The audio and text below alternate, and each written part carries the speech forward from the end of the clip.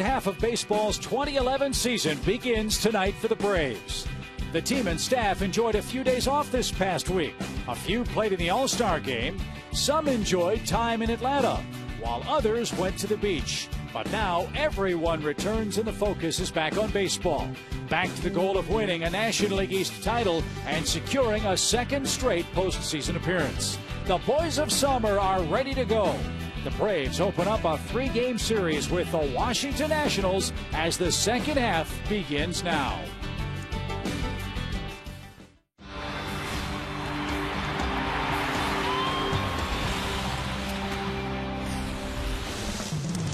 The skies in Atlanta might be gray on this Friday night, but everybody has a very sunny disposition. We begin the second half of the 2011 season as the Braves play host to their division rivals from Washington here in a big weekend set in Atlanta. All year long, Braves baseball on Sports South is presented by Academy Sports and Outdoors, The Right Stuff, and the low price. The boys of summer are back after the 4-day All-Star break. The Atlanta Braves trying to close in on the Phillies in the National League Eastern Division race. And hi again, friends, with my partner Brian Jordan, Chip Carey. Great to be back with you for Braves baseball. The second half begins with the Washington Nationals, and a hearty welcome back to a very big part of this Braves offense. Martin Prado has been activated for Atlanta. Big numbers and a big bat for this Atlanta offense. Yes, it is. It's a welcoming party today for Prado, and Chipper Jones and the AJC said today it's like signing a free agent because Martin Prado means that much to this ball club, and his leadership was missed. You got guys in that clubhouse that keep guys loose, but they call Prado Mr. Intensity because he leads by example. He does a great job. And a story that I have, he was down in Mississippi yesterday, and manager Rocket Wheeler talked about how good this kid is. He was out early. His work ethic is just phenomenal, and that's something that young guys need to see. After he took his ground balls at third base, he moved over to second base and helped some of the young guys, and that's the type of guy Prado is. He has a great attitude, and he plays the game hard. He's my MVP last year, most consistent offensive player in the lineup, and it's good to see him back. He's filling in for Chipper Jones at third base for the Atlanta Ball Club as the Braves seek win number 10,000 in all-time franchise history. They'll take on the Nationals in just a moment.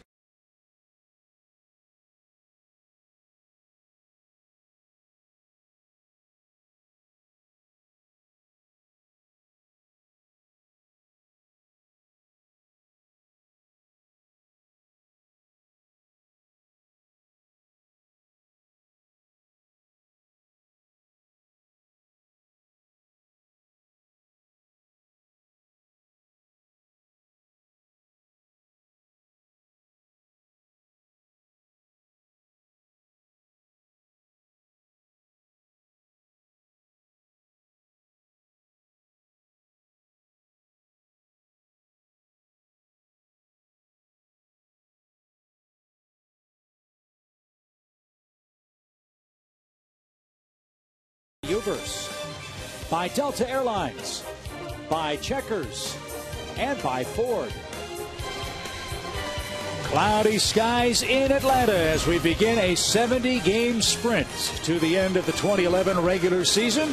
And Friday Night Braves baseball on Sports South is presented by Blimpie. Braves back at Turner Field, taking on their longtime nemesis, the Washington Nationals, who again have played them tough so far this year. The Braves 3-3 against Davey Johnson's Washington squad. And this is how, Brian, they line up for game one of the series. This series featuring three potential Rookie of the Year candidates. One of them plays for Washington. He's their second baseman, Danny Espinosa. Adam LaRoche, the former Brave, out with shoulder surgery. That's given Mike Morse a chance to shine at first base. He's having a terrific first half for Washington. Well, he's a big guy with a lot of power, and you're right, he's having a pretty good first half so far.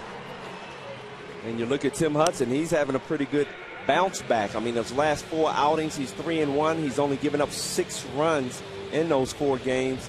He's starting to feel that groove, and he looks good. He's keeping that ball down in the zone, and hopefully he can continue that tonight. Here are Tim's Ford keys to victory for the Braves in game one of the series tonight.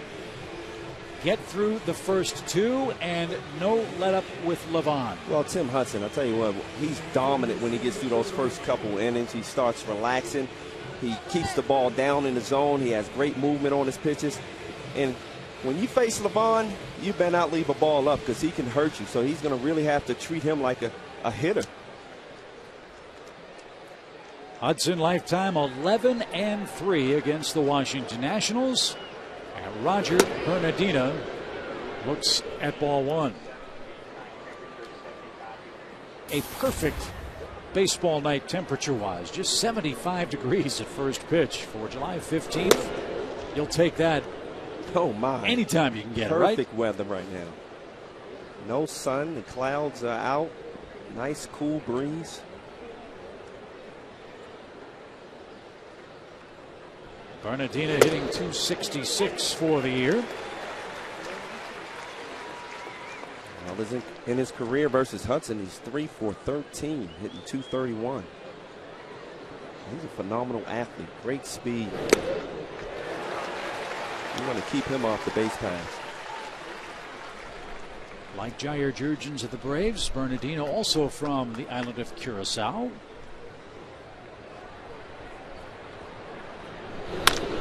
And singles up the middle to start the game. So there's one of those first 2 you were talking about, the speedy Bernardino on in front of Danny Espinosa, the Nationals' second baseman. But first, here's how the Braves line up on defense. McLeod, Schaefer, and Hayward from left to right in the outfield. Martin Prado in at third base for Chipper Jones. And David Ross catching Tim Hudson for the 4th game in a row and the 5th time in Tim's last 6 starts. Really good to see Prado back in this lineup. Just his energy alone is going to help this offense out in the second half. Let's see how Washington plays it here with Espinosa. Danny hitting .242 on the year, but 16 home runs and 52 runs batted in. Well, despite the struggles of the Nationals, they're 6th in the league in stolen bases with 78. So when these guys get on base, they're not afraid to take off.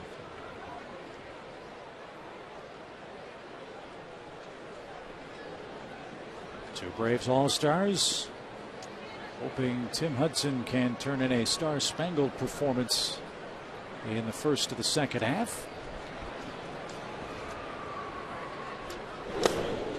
And a ball low to the Washington second baseman. Going back to your first 2, I'm sure that was the first 2 hitters for Washington. First 2 innings might be an issue for Tim too. He hasn't pitched in a while. No, he hasn't, and you know that's why it's going to be so important that he gets off to a good start. You're facing a guy, Danny Espinosa. Not only can he get on base, but his power numbers, 16 home runs and 52 RBIs. I'm surprised he's still hitting second in this lineup. Well, 16 homers ties him with Kelly Johnson of the Diamondbacks for most among second basemen in the league. In fact, that's second baseman in all of baseball. And his 16 homers, a new major league record for homers hit by a rookie second baseman before the All-Star break. So he's the real deal. He is, and it's going to be a battle between him and Freddie Freeman, and can't forget about Kimbrel and Venters out there.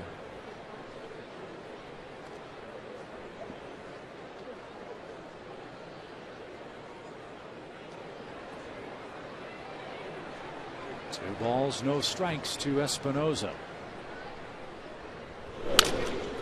And a base hit right side. Bernardino turns the bag at second. He'll make it to third without a play, and Washington has him at the corners with nobody out.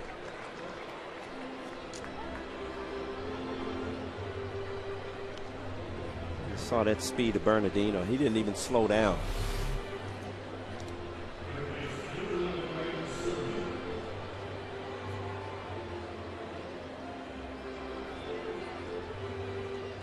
You got to give the Nationals a lot of credit. Despite all the Riggleman situation, they're playing some good baseball.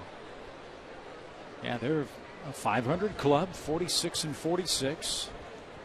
Much better at home than the road. As we've said, we've mentioned a couple of times over the last several seasons, this has been a team the Braves have really, for some reason, had trouble beating. Washington won the season series last year, and Zimmerman bounces to short, and a big stretch not in time, and that scores the game's first run. Bernardino comes home on a force play, give Ryan Zimmerman his 16th RBI, and the Nationals jump in front. Wow, that was a good stretch over there at first base by Freddie Freeman. I thought they had him.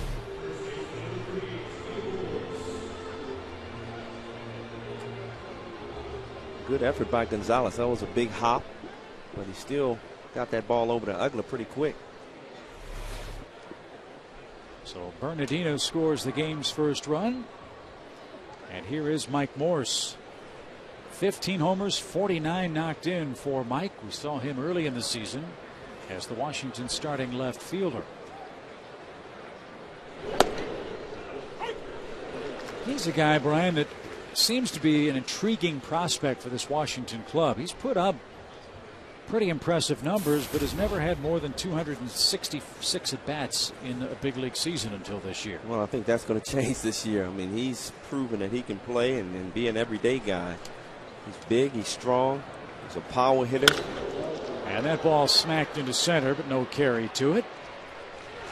Schaefer puts it away, and Morse is out number 2. Morse had 15 homers in 98 games last year. He's got 15 home runs in 92 this year.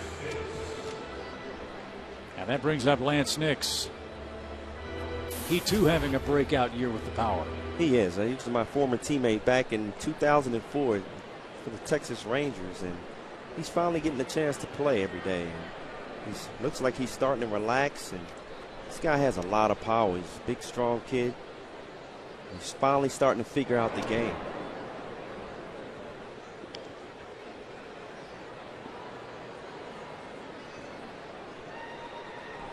Look at those numbers, Chip. 215 at bats, already 12 home runs. It's tough to hit him when you don't play, right? That's right. He sees the ball well off of Tim Hudson. In his career, he's 7 for 16, hitting .438. And that's with a home run. And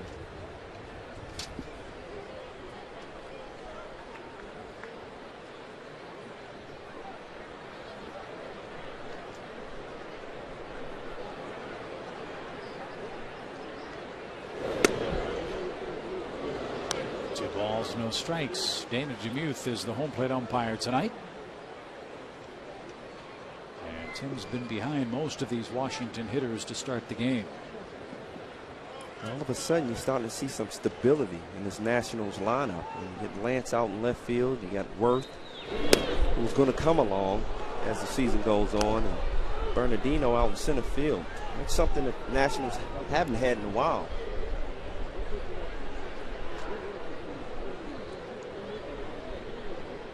Dangerous count. 3 balls, no strikes.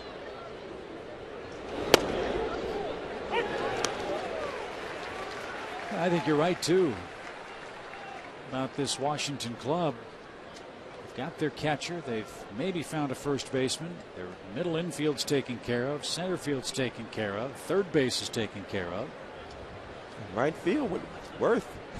Right field paid all that money. That's secured for a long time. And don't forget Bryce Harper, who's been promoted in the low minor leagues for the Washington club. That's what Davey Johnson told me his job was as the interim manager. Let these young kids play and see what holes we need to plug at the end of the year. 3-2 pitch. And Nick's down on strikes, and Hudson limits the damage to a first inning run scored by Roger Bernardina. Braves coming up, down 1-0. Livan Hernandez to the hill.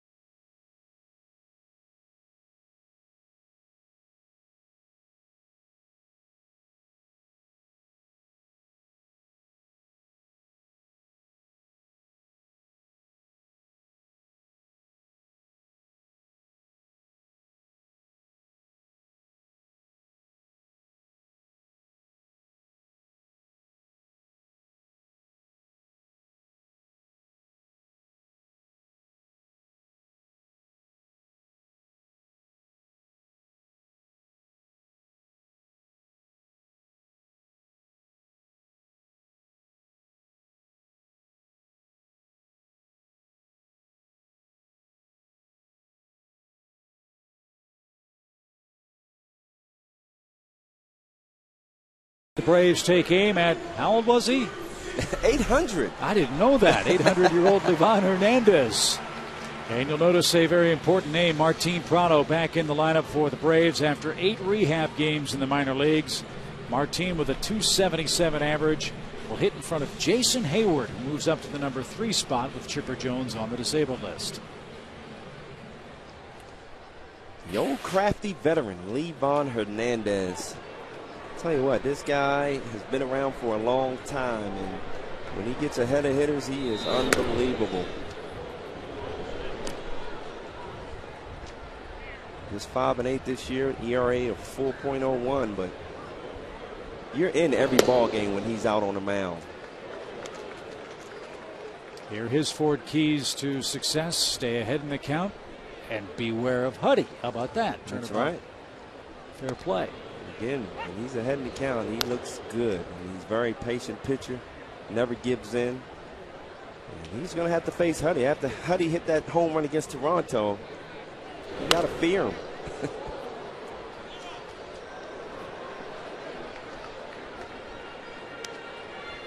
He's 5-8 this year, an ERA of 4. And a man that has been a long-time nemesis for this Atlanta ball club. In fact, Hernandez made his big league debut in September of 96 in relief against the Braves. We won't even talk about the 97 playoffs. But I guess the best way you can describe him is truly a pitcher. You're right. I mean, and speaking of 97, I mean, once he was getting that pitch outside, why not stay outside? And he did that all game long, and it's exactly why Florida was able to pull away with the victory.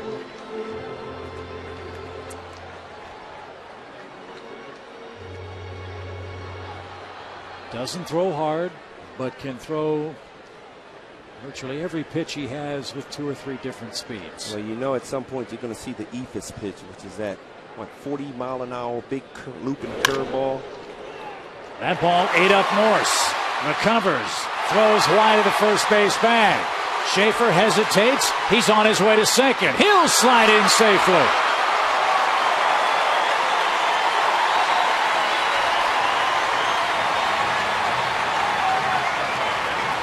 tying run in scoring position in the form of Jordan Schaefer. That's just all-out hustle. You got to give him a hit there. That was a bad hop at first base. And Morse did a good job of staying in front of it. He's going to get a throwing error there, but the ball just hopped up on him. Good hustle by Jordan Schaefer, and good read once he saw that ball get by Hernandez. And a nice cheer for Martin Prado, who bats in the big leagues for the first time in a long, long time.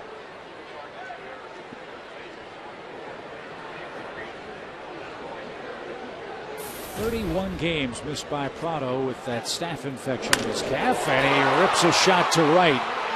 That'll be caught by Jason Worth. No advance by Jordan Schaefer. And Prado's the first out of this first inning. By the way, the scoring on that play to start the game is a double error. An error on Morse for mishandling that hard hit ground ball, and then the error on the throw that allowed Schaefer to reach second. Well, Prado swinging the bat, not falling behind. He hit that ball pretty hard in his first at bat back.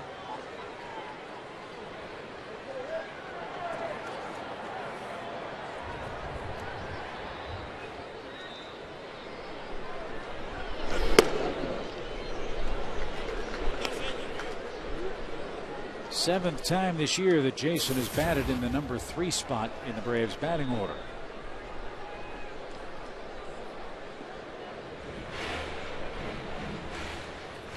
You can remember back opening day, Jason Heyward 1 for 2 off Hernandez, home run to start his season. He's hit 9 in total this year. And takes ball 2.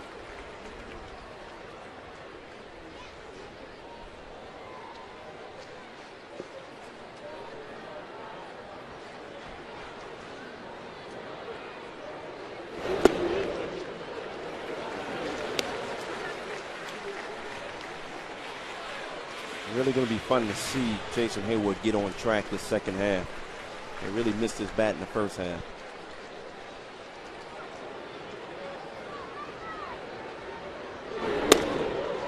And Levon didn't give him a pitch to hit. 2 on, 1 out for Freddie Freeman.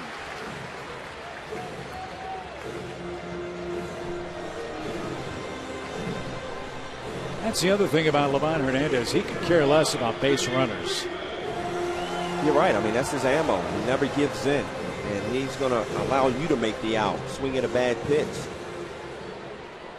When you think you're in a hitter's count, he almost pitches you backwards. So 2 are on for Freddie Freeman. 13 homers, 43 batted in.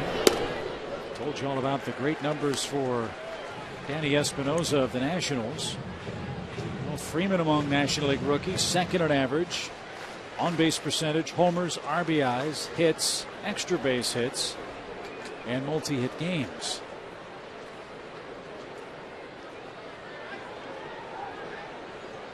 Key to hitting Hernandez, you have to think the other way. You know, he's not going to overpower you with a fastball. He's more than likely going to throw you a bunch of off-speed pitches. So if you have that mindset the other way, you're going to stay behind the ball.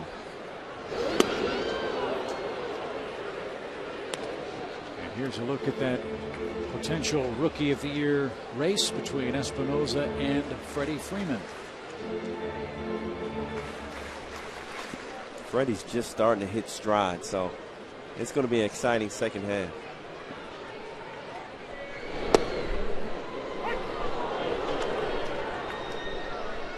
One ball, 2 strikes. Freeman in the box. Dan Uggla's red hot. He's our Delta on deck hitter for the Braves, who trail by a run here in the first. Uggla, 6-game hitting streak.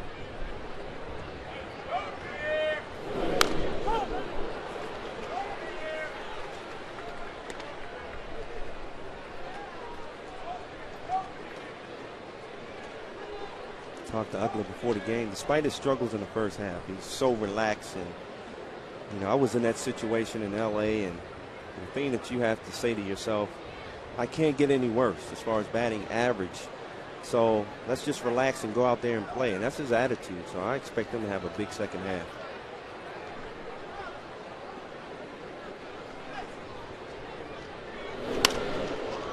Freddie protects the plate, stays alive. 1 ball, 2 strikes. It's pretty good when your average is that low and you still have 15 home runs and 34 RBIs. And that's what I'm sure Freddie is so encouraged about this Braves ball club here. They are just 3.5 games back, where the offense hasn't really clicked for any great length of time.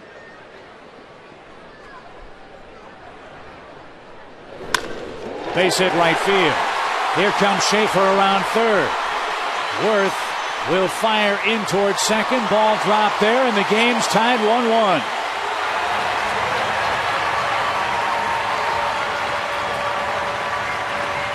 Great job by Freddie Freeman, keeping his hands in.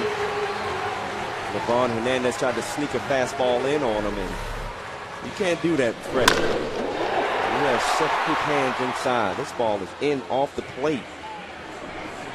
Good start for Freddie Freeman in this second half.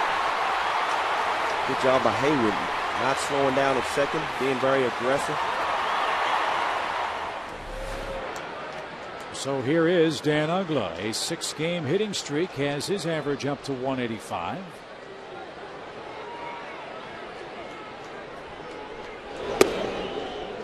And he takes a ball low. I know earlier this year, Brian, Dan said, the Braves all said, look, you can't do anything about the first 60, 70 games of the year.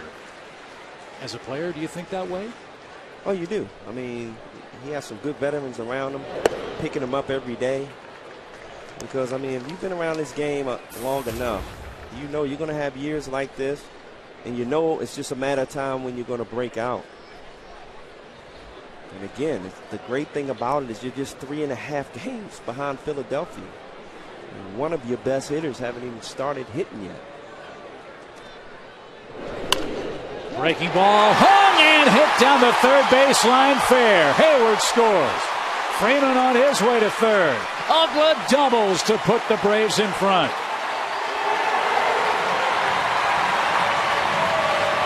And there you have it, Chip. A good start. Now 7-game hitting streak for Dan Uggla.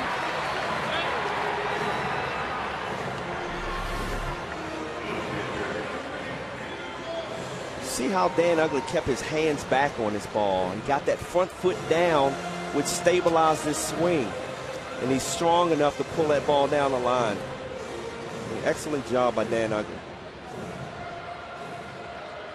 So Dan with 35 RBIs and a chance for more damage with David Ross up. Runners second and third and 1 out.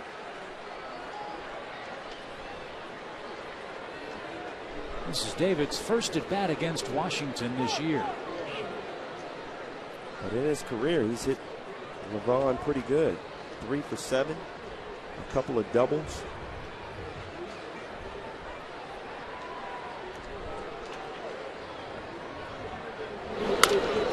Slow roller hit towards short. Ball bobbled by Desmond, and a run is in.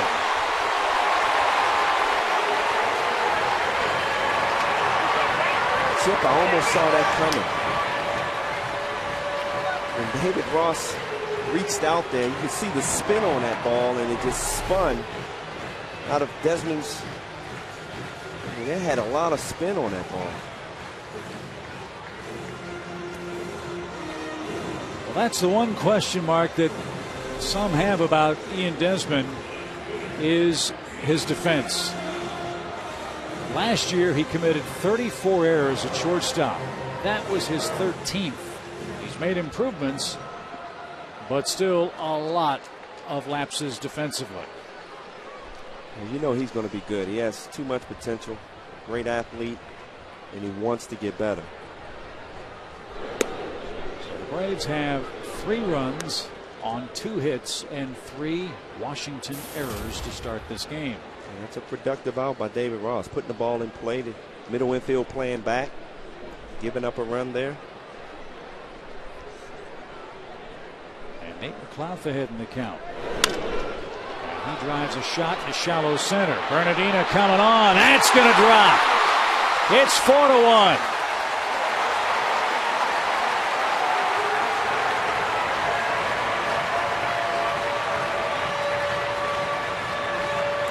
Ross stops at second, and there's still one out. Just going to show you don't have to hit the ball hard, Chip. Just find a hole. Uggla's ball wasn't hit that hard. And Bernardino was playing deep in center field. And Nate McLeod just reached out there and slapped one.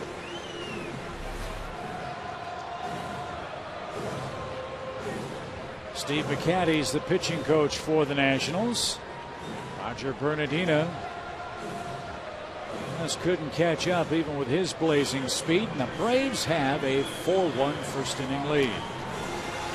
Pretty good start to the second half of the season, Jim. Yeah, you get Martin Prado back, and you're on pace to average 36 runs a game, right? Well, I told you that energy he brings, it changes this ball club.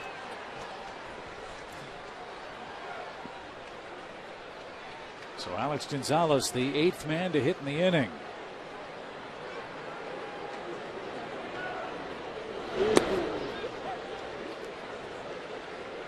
And 1 ball, no strikes. Throughout Alex's career versus Hernandez, he's really struggled. 6 for 54. Hitting 111. Under the glove of Zimmerman. That's into left field for a hit. Ross around third. Nix loads up. His throw on target and in time for the second out. Ryan Snitker forced Lance Nix to make a perfect throw. He did. And David gunned out for out number 2. McLeod to third. Gonzalez to second on the throw. I mean, that was just a great throw right here by Lance Nix. Not known for his arm, but wow, that accuracy right there. He put it right on the money. But I like the aggressiveness by Snitker, sending him, forcing Lance Nix to make the perfect throw. And here is Tim Hudson.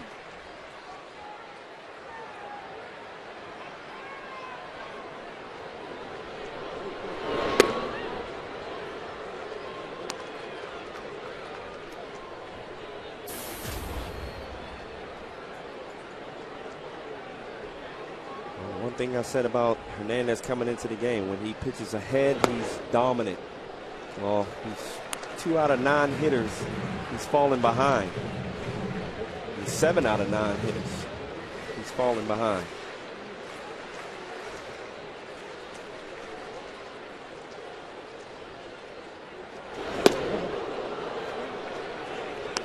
Two balls and a strike.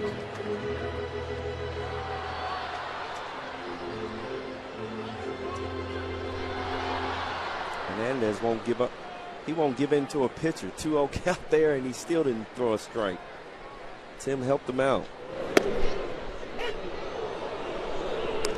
Now it's 2-2.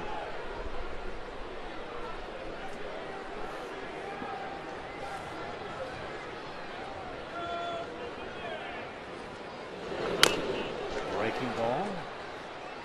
And Tim's still alive. We used the term earlier about Livan Hernandez being an innings eater. Not only is he an innings eater, he's a pretty efficient pitcher, this first inning notwithstanding. Hernandez has been over 100 pitches only twice since the start of June. He's well over 30 in this first inning. And he's going to trail by a 4-1 score as Ramos puts the squeeze on that. The Braves take advantage of 3 Nationals errors. Couple of big hits, one from Freddie Freeman, one from second baseman Dan Uggla. The Braves erase a 1-0 Washington lead, have a 4-1 lead for themselves as we go to the second inning at home.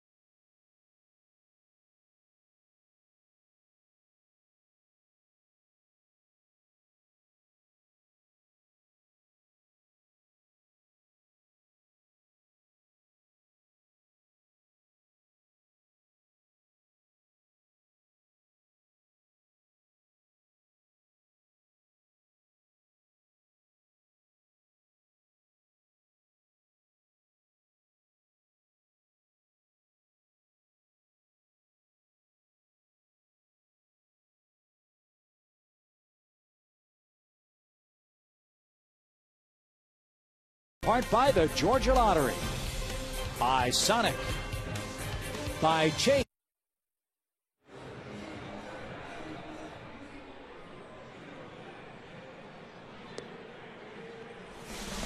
The Atlanta Braves on Sports South are brought to you in part by the Georgia Lottery, by Sonic, by Chase, and by AT&T. Great first inning for the Braves as we continue from Turner Field. Second inning now. And Tim Hudson back to work with Jason Worth, Wilson Ramos, and Ian Desmond coming up for the Nationals. Braves fans know about the struggles of Dan Uggla at the plate. Can relate. Worth, the former Philadelphia star, is in the midst of an 8-for-64 slump that has seen his batting average drop to .217. I always say it makes a difference when you're in a lineup with younger guys versus that Philadelphia lineup with a bunch of studs hitting behind you. And he's really getting off to a slow start here in Washington. Well, Jason wasn't born and raised a Philadelphia Philly. How hard is it to be a big trade acquisition, big free agent acquisition, and go to a new team in that first year? It's tough. It's tough, Chip, because you're out there trying to prove to that city that you're worth all the money, and then you get caught up in listening to a lot of reports, a lot of criticism, and all of a sudden you feel like, I got to prove, I got to go out there and just dominate and show everybody I deserve the money, and that's when you get yourself in trouble. You know, I've been there, done it, and you continue to see guys do it every year.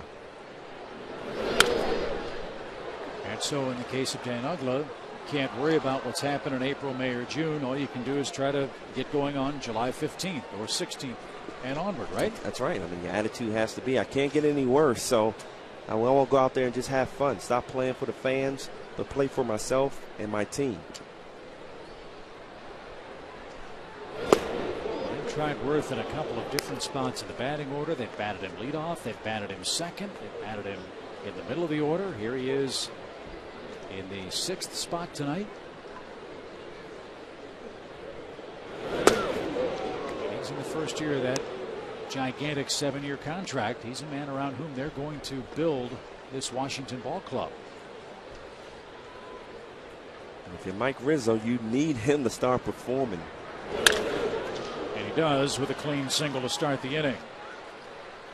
Good at bat for Worth. An 8-pitch sequence gives him a base hit in front of the catcher Wilson Ramos.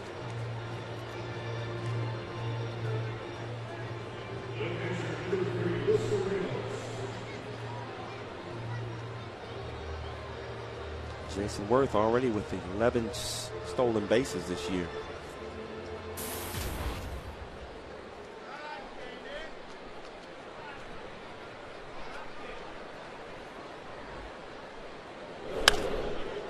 That's sprayed into the seats, foul by Ramos, the 23-year-old backstop out of Valencia, Venezuela. Remember last year the Nationals were well out of playoff contention at the trade deadline. They traded Matt Capps to the Twins to get their catcher of the present and the future, Wilson Ramos. Oh, they love this guy. Hits for power and calls a great game. Good defensive catcher.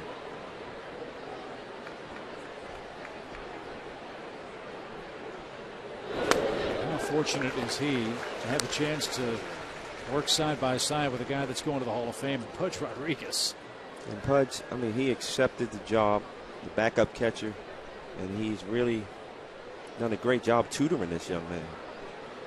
Had a chance to talk to Pudge, and you know, he still loves this game of baseball, and he said, I accept this role. I enjoy still playing the game, and I'm gonna help this young kid any way I can. And that's tough to swallow. Like you said, he's gonna be a Hall of Famer.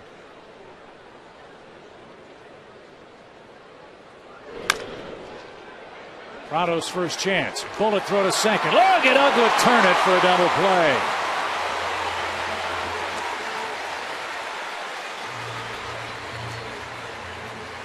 Welcome back, Mr. Martin Prado. It's an easy hop, and good job turning this double play. How about Uggla staying in there, knowing Jason Worth's going to be coming hard. Country hard ball. And Hudson gets a big ground ball double play. Brings up Desmond, the shortstop. He's hitting .223 for the year. So far, this is a disappointing year for Ian. You know he's a better hitter than .223. Showed that last year. And again, I mean, this is another young man that puts a lot of pressure on himself. And everybody start putting you on that pedestal as the next great shortstop. You know, being young, you cannot go out there and put pressure on yourself. The game is tough enough. Again, that's the philosophy that Davey Johnson was talking to me about before the game. Not everybody's going to come up and hit 300 as a rookie or a second-year player. Got to learn how to fail too. And Desmond rolls one slowly. Prado with a bare hand try, can't come up with it. And Desmond gets a 2-out infield single that will allow the Nationals to clear Livan Hernandez. I'm glad Tim Hudson let this ball go. That would have been an awfully tough play for Tim Hudson to make. And Prado, that was his only play. Ian can run pretty good. He had to try to barehand it.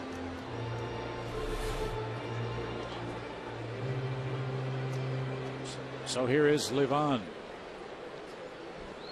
These are his career numbers. Eye-popping for a major league pitcher.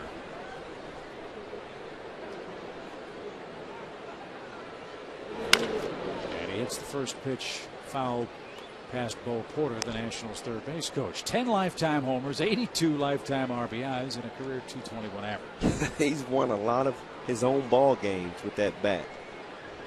Has power. He enjoys hitting. I don't see too many pitches with an average like that, career average. And he smacks a shot on a line to center, and that will retire the side. Nationals get a couple of hits, nothing else. Tim Hudson staked to an early 4-1 lead.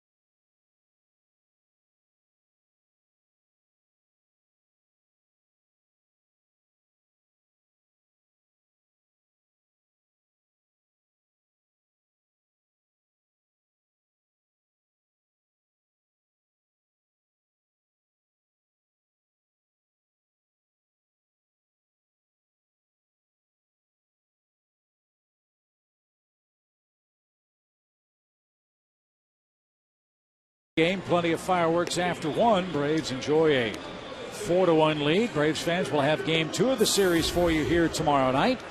7:10 first pitch as Tommy Hanson and John Lannon will hook up. Fred, Ron, and Jerome will kick things off and get you caught up on all the happenings in this series. It all begins at 6:30 Eastern Time with Braves Live right here on Sports South. With double duty, Brian Jordan, Chip Carey back to the ball. They ran you ragged today. You gotta love it, though. Yes, opportunity. I love it. Down on the field, up in the booth, in the dugout. You're everywhere tonight. Well, it keeps me in shape, Chip. running up the steps. You never had a problem with that. Jordan Schaefer rolls one first. Morse able to catch this one, and he puts it away for out number one. Our buddy Joe Simpson gets a couple of extra days off for the All-Star break. Joe's busy modeling Speedos on the beach in St. Simons. He'll be back with us on Sunday afternoon. He's working on that tan. Here's Martin Prado. I really liked your comment about Prado in that it's like making a big trade without trading anybody 2 weeks before the deadline. Getting this guy back tonight. Oh, no question. I mean, he's a big bat. He's the most consistent guy last year. My MVP. Unfortunately, he got hurt down the stretch in the playoffs. But, I mean, we've seen this guy carry this team. So to have his bat back in the lineup, like I said, adds that energy, that confidence throughout this batting order. Is that something you can sense in a locker room when a guy comes back and hasn't played yet? Oh, no question. I mean, you know, when you hear comments from Chipper Jones in the paper saying how important this guy is, just his intensity, his leadership, it makes a difference.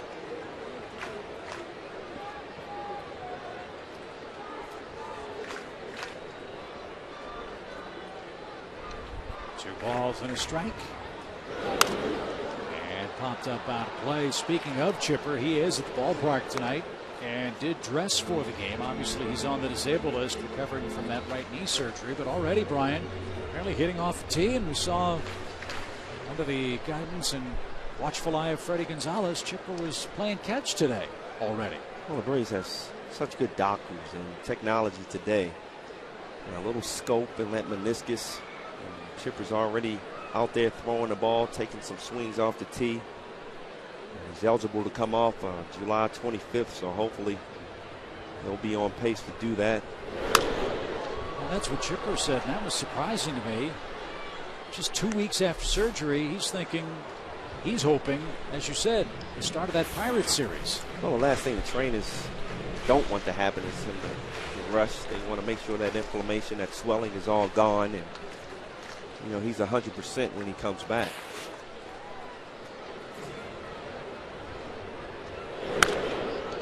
Makes you appreciate what Chipper Jones did before the surgery. I mean, you watched, we talked about it a lot.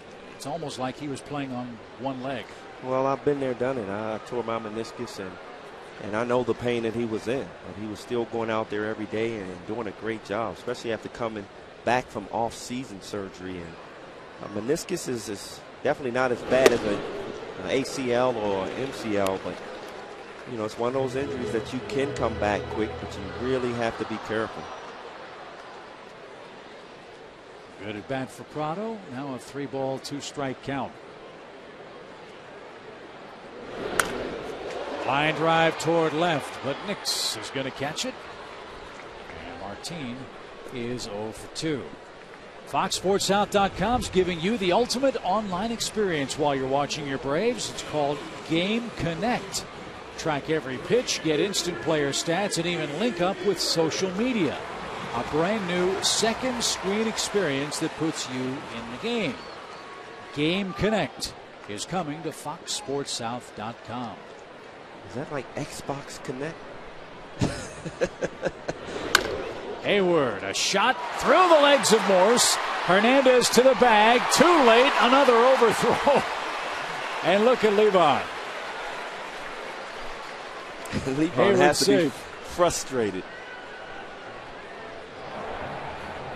2 ground balls and a couple of errors. Well, actually, maybe 4 errors by your first baseman already.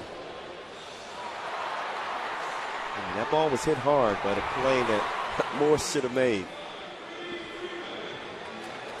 Espinosa is the only player to try to get rid of it quick. Another error for Morse. That's his 3rd error of the game. That's when you love his bat, but you really miss LaRoche's defense over there at first base. Yeah, I was going to say, Mike had 1 error all year coming into play tonight. He's got 3 errors in an inning and 2/3. And you're right about LaRoche. Had him Had a torn labrum surgically repaired. He's out for the year and is under contract again for next season for the Washington team. That's a huge loss for the Nationals. Adam LaRoche, known for his second half performances. Great defensive player. Just a good teammate.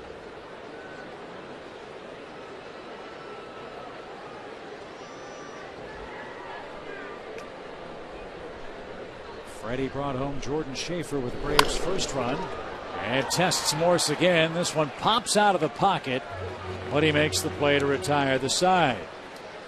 Braves enjoy a 4-1 lead as we go to the third inning.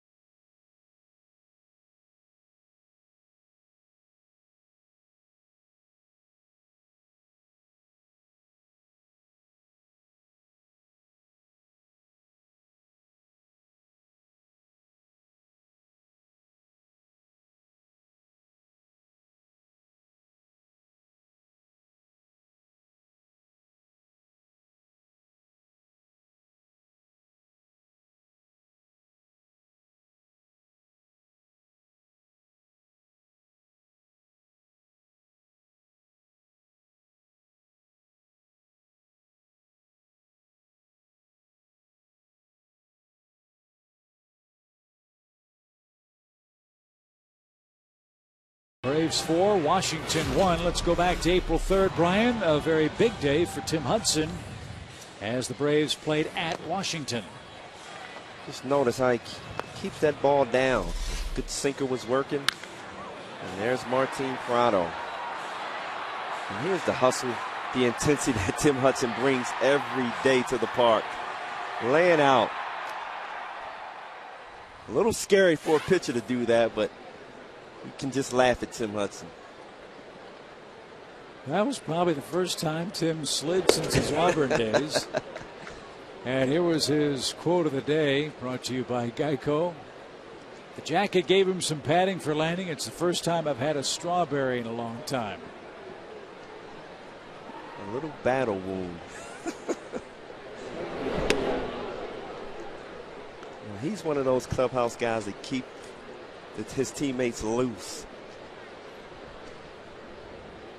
And I know they got a kick out of him sliding head first. Well, there's always one guy that something goofy seems to happen to more often than not. Remember, Tim had the non-pitch pitch here on the last homestand where he tripped and fell. And all they could do is get up and laugh. He's all business here in the third inning, taking care of Bernardino for his second strikeout of the game.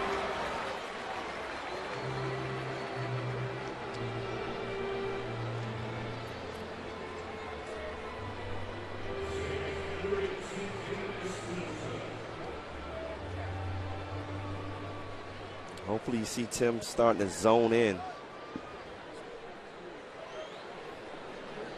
Well, you know, when you turn 36, you become much more focused. Tim celebrated his 36th birthday yesterday.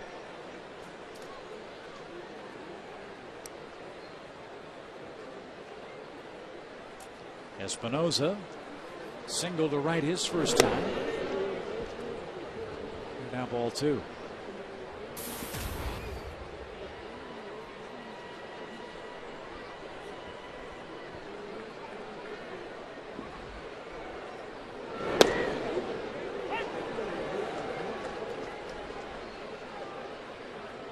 Espinoza coming into this season, third-ranked prospect in the Nationals organization. I don't think anybody expected him to be this good this early. Out of Long Beach State.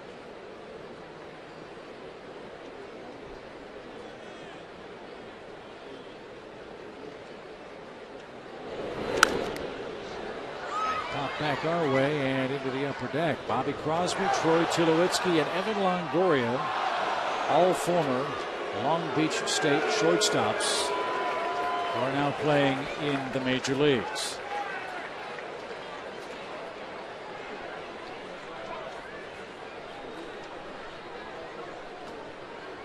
And now he works a full count.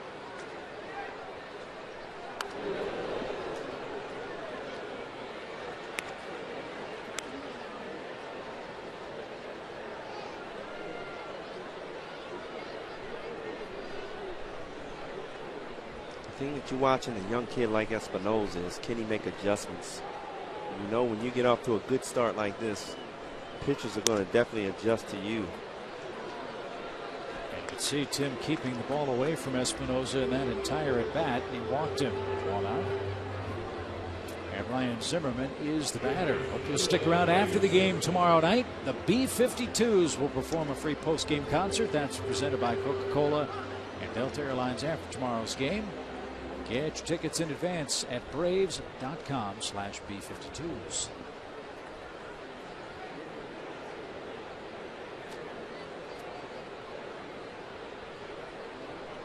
Nationals glad to have this guy back, Ryan Zimmerman. He's missed a big chunk of this season.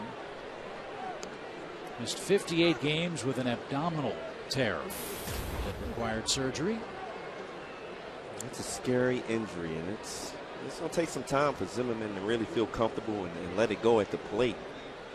You know he's a better hitter than he is right now, but I think he's just trying to take it slow and get back in a rhythm.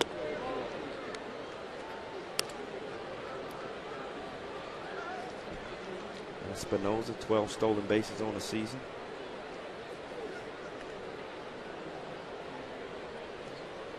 Ryan already in his 6th major league season. First round pick of the Nationals back in 2005. Made the All-Star team 2 years ago. With a 33 homer year, hit 25 last year. This guy is playing in a big ballpark and putting up very impressive offensive numbers. He's a Gold Glove third baseman.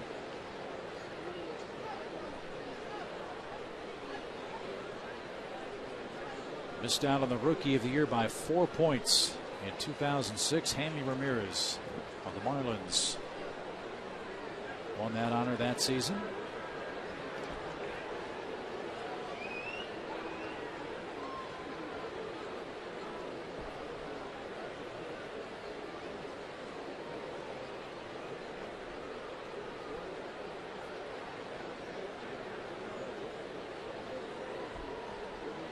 Product of the Virginia Beach area, which has produced a lot of great major league talent. Liner over Uggla's glove into right field. Zimmerman has a single, and the Nationals back at it. 2 on, 1 out in the third for Morse. The thing that you gotta like about this National Ball Club, they never give in. They will continue to come at you every inning.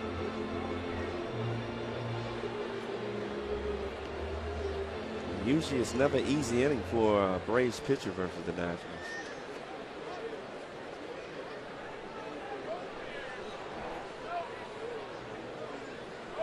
Morse fly to center his first time up. And takes a strike over the outside corner. Washington plays a lot of close games. That's the subject of our Academy Sports and Outdoor Leaderboard. Morse has had some success versus Tim Hudson. 6 for 14. Actually 5 for 14 in this period. 1-2. You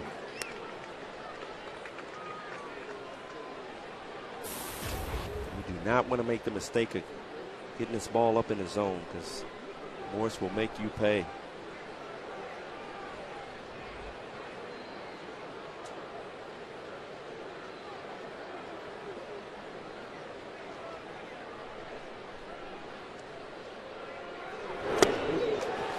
On 3 pitches, Morse is down swinging.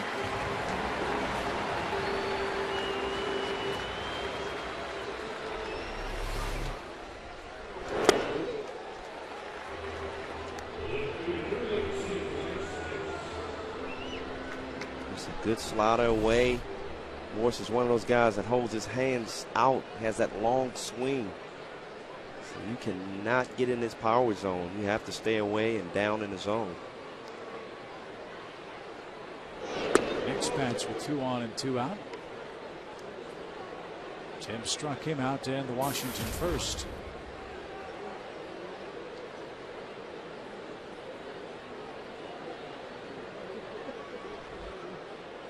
Something the Nationals hope to improve on in this second half is better work with runners on base at second or third. They're hitting just .220 this year with runners in scoring position, yet interplayed today at .500, 46 and 46. 29th in the league with runners in scoring position.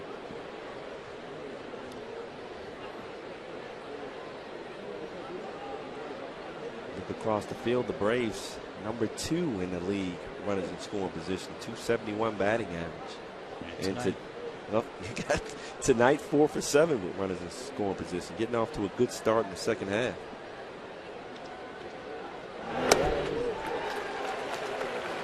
There's always a bad side of the coin, though. They're 30th in the league, getting runners on base.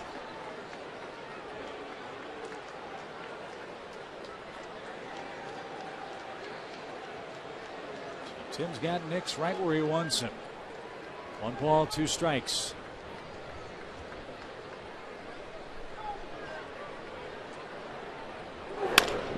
Bouncing ball to Uggla, and that is that. Washington has left 4 men through 3 innings. Braves enjoy a 4-1 lead in the series opener at Turner Field.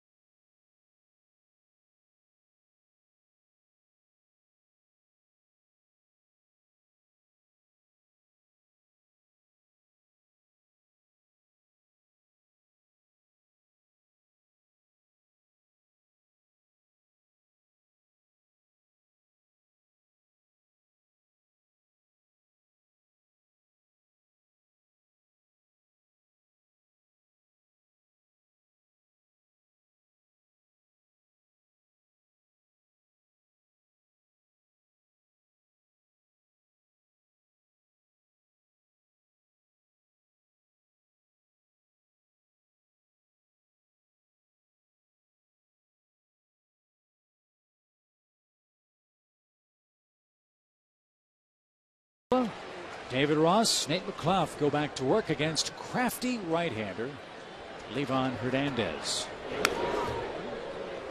almost never say that about a pitcher pitching from the right side. It's always the lefties, but this guy is indeed a very, very tough pitcher. How about Dan Uggla?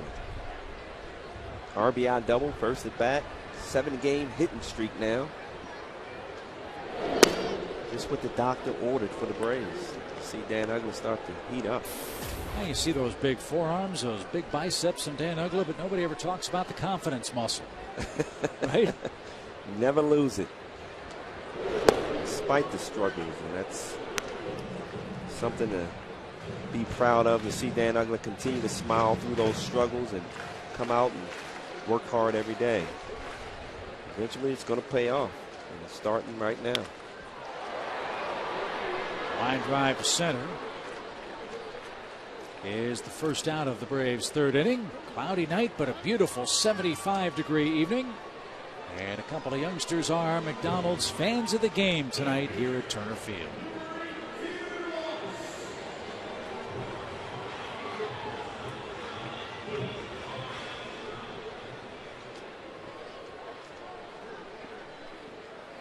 Here's David Ross. He reached on Desmond's fielding error at first. But it did count for an RBI for David Ross.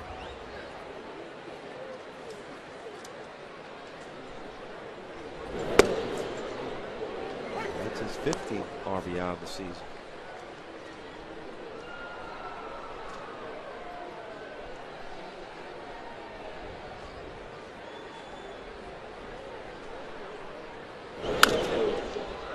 Braves only have 3 games immediately after the break here at home. And then we hit the road again. We'll go to Colorado and Cincinnati. It'll be nice to take advantage of home cooking here at Turner Field, something they've done a real good job of last couple of homestands. Braves have won 10 of their last 11 here at Turner Field, and we're starting at least, Brian, to make this much more of a home field advantage. They are, and that's something that at the beginning of the season it was the reverse. We're playing so well on the road, not good at home. But it seems like everybody's starting to get comfortable and they're having fun.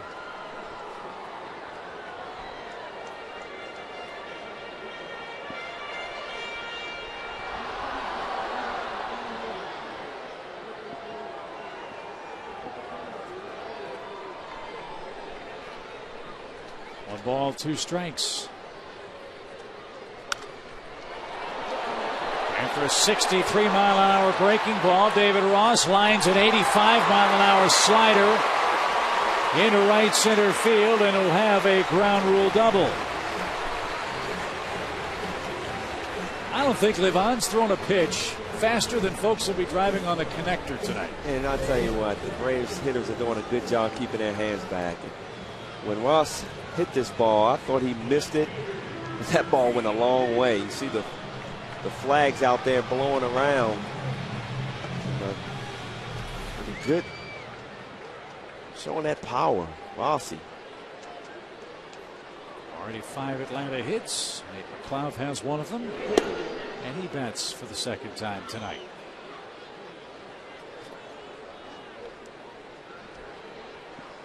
See the high, 86 miles per hour. 63 miles per hour as a low. Line drive into right. Worth can't get that. He'll play it on 2 hops. And the Braves have him first and third with 1 out.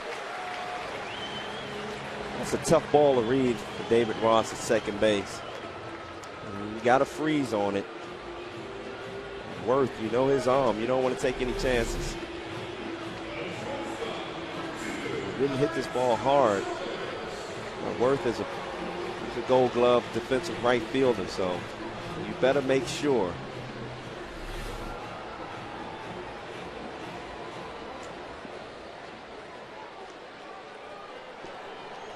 Here's Alex. He singled his first time up. Braves sent 9 men to the plate in the opening inning.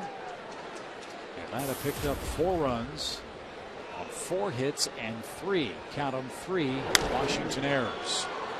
Little pop into shallow right. Worth comes on. He'll make the play. No tag for Ross. And Alex is the second out.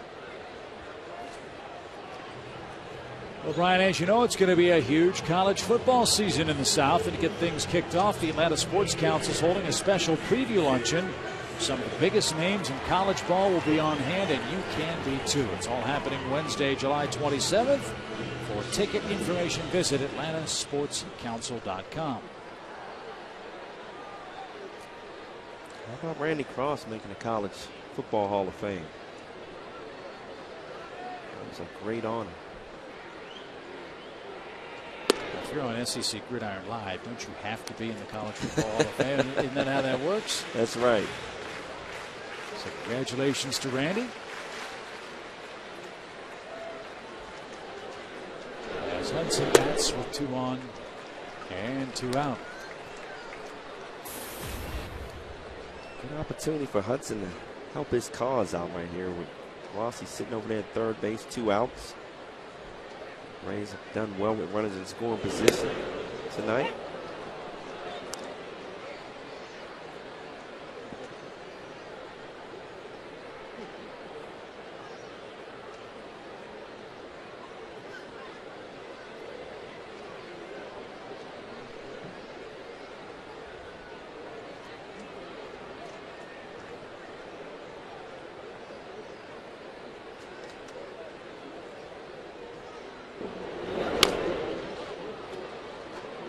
Now 2-2. I just love watching Hernandez pitch. Even if it's a pitcher up there like Tim Hudson, who has a 0.57 average, he's still not going to just throw fastballs by a pitcher. He's going to throw off-speed pitches and make that pitcher get himself out.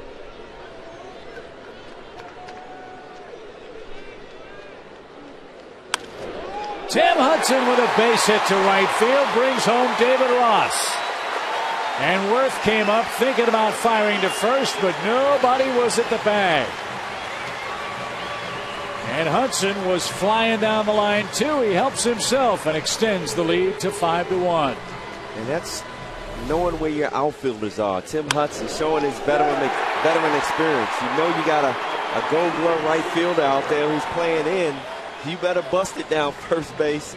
And that's exactly what Tim Hudson did. Worth took a look, but couldn't make the play, and Atlanta leads by 4 now with Schaefer up. And runners first and second, 2 outs, 3 hits in the frame for Atlanta.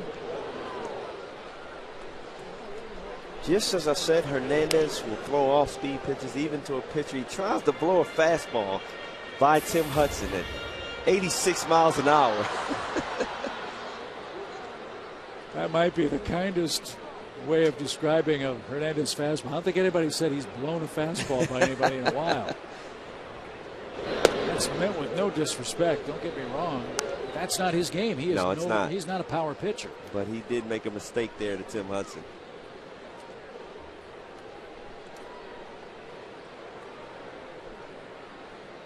The Nationals pen will go to work as Schaefer grounds one toward first. And Morse makes the play to retire the side. A run on 3 hits, one of them from Tim Hudson. It earns him his 3rd RBI and a 5-1 lead as we go to the 4th.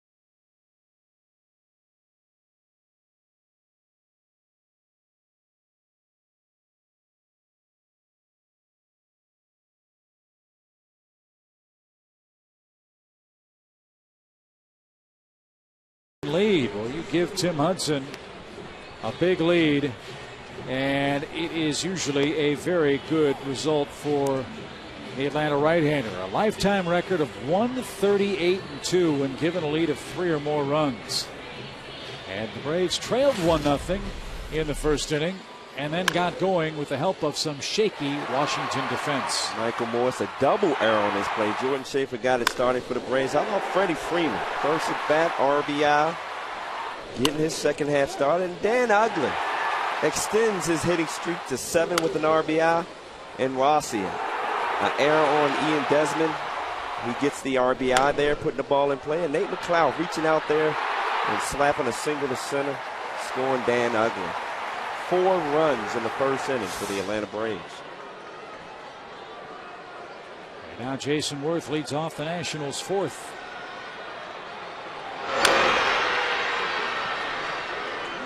And rolls it foul. Strike 1.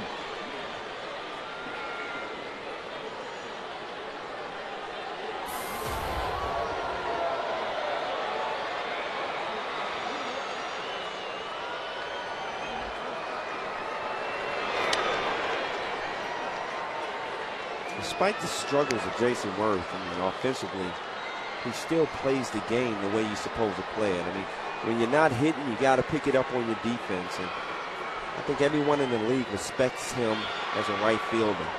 You're not going to take that extra base. He's going to give you everything he has in the outfield. That's why Tim Hudson was legging it out, that single, because he's so smart defensively. Were you surprised, though, that he got a deal as long as he got? You know what? I was really surprised, because if you look at that Philadelphia lineup, he had a lot of protection around him, and that was sort of that first year for him to really break out and blossom. He was consistent through his career, but not that dominant. So I was really surprised. Driven toward right, where Jason Hayward camps out. Worth flies out for the first out. Parents, bring your kids to an amazing week at Turner Field, June 25th through the 28th against the Pittsburgh Pirates. Pirates playing great baseball, by the week. Get $5 Upper Pavilion tickets and free museum admission. On Thursday, there's a pregame parade for kids, free Scouts Alley games, and the first 20,000 fans get a Chipper Jones bobblehead from Delta Airlines. For tickets, visit Braves.com/kidsweek or call 800-745-3000. Not mistaken, Jason Hayward came back from his injury on his bobblehead night. Maybe the same will be true for Chipper Jones on Thursday when Pittsburgh is in town. How about the Buccos? Pirates start play tonight. 1 game out of first place and 4 games above 500.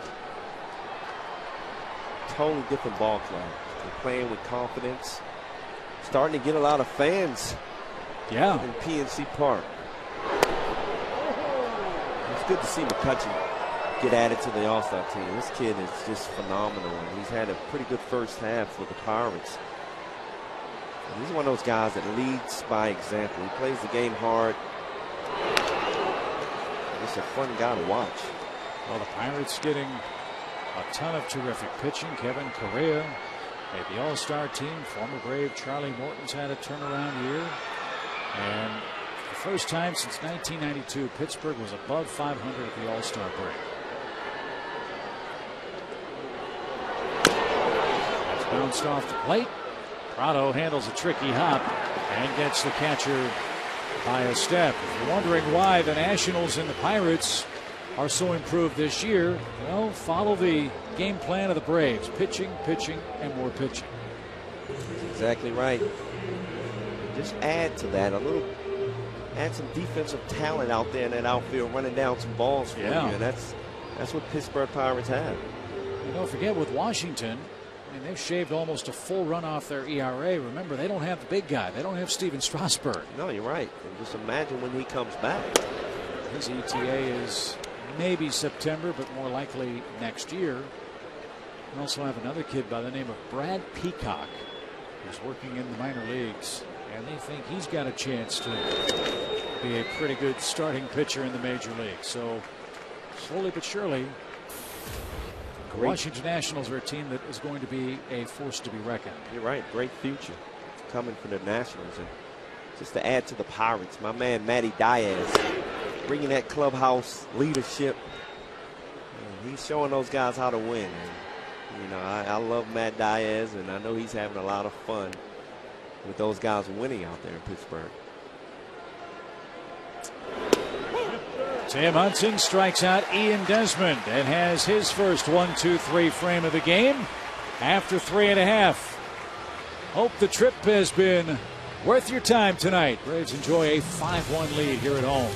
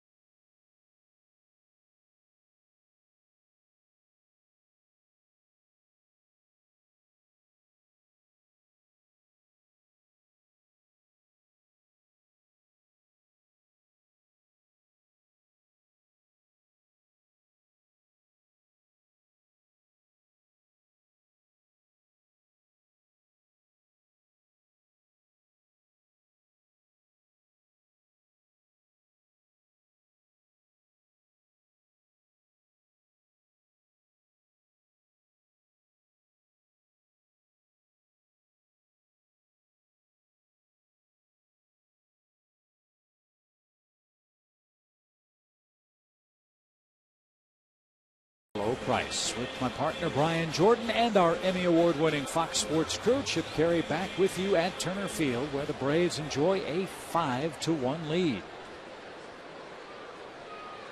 Atlanta trailed by a run after a half inning, erupted for 4 in the first, and have not looked back.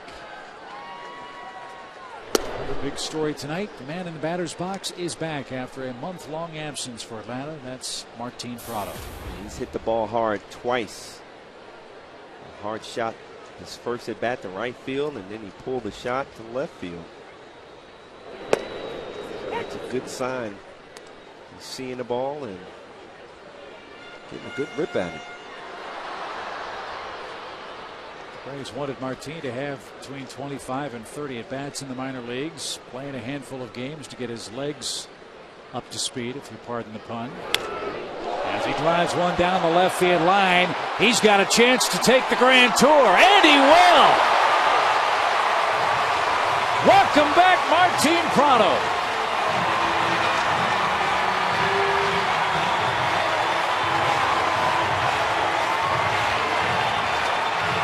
That's one way to get your legs in shape, jog around the bases. Good to see Martin Prado back in this lineup.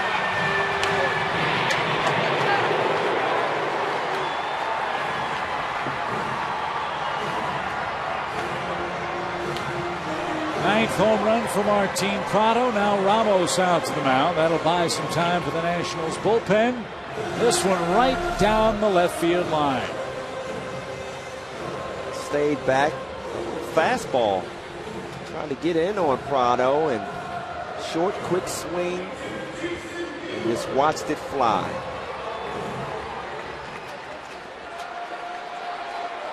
Eleven home runs allowed by Hernandez. It's a 6-1 Braves lead for Jason Hayward. I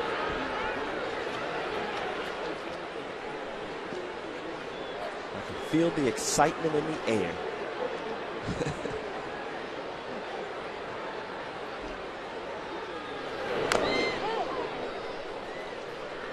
And teams right now, Brian, are living on the inside corner with Jason. Again, Jason's going to have to make some adjustments.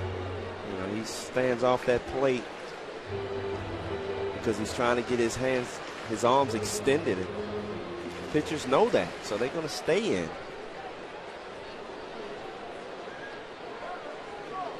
Some way, somehow, he's going to have to shorten up that swing.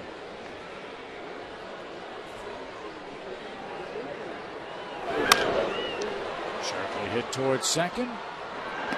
Espinosa has it for the first out. Sundays on Fox Sports South. Join Tom Brokaw for Boys in the Hall. Personal stories of some of baseball's greatest legends. This week, it's the chairman of the board, Whitey Ford. The Boys in the Hall. Sundays presented by Subway, where winners eat.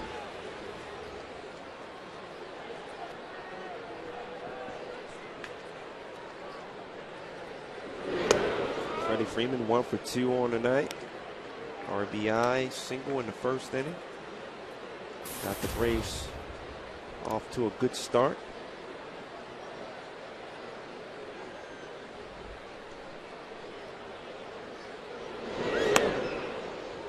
That one bends around the plate for ball 2. 2 balls, no strikes. 67 miles per hour.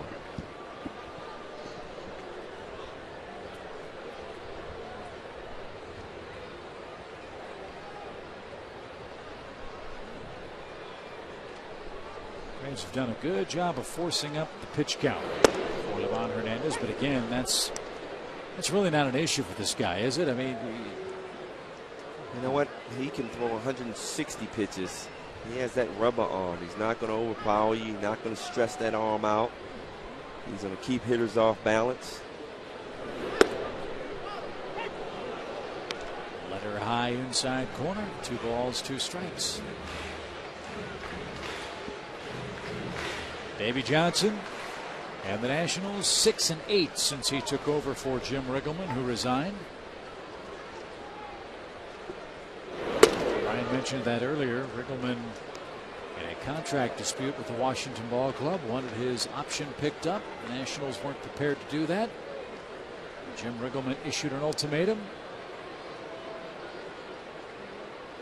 and the Nationals accepted his resignation. Freeman down on strikes. But how fortunate is Washington to have a man with the pedigree of Davey Johnson already in the organization and ready to step in if needed. A lot of experience, and good to see Pat Corrales, his right-hand man, back here in Atlanta. And so many years he sat beside Bobby Cox, and now he's with the Nationals with Davey Johnson.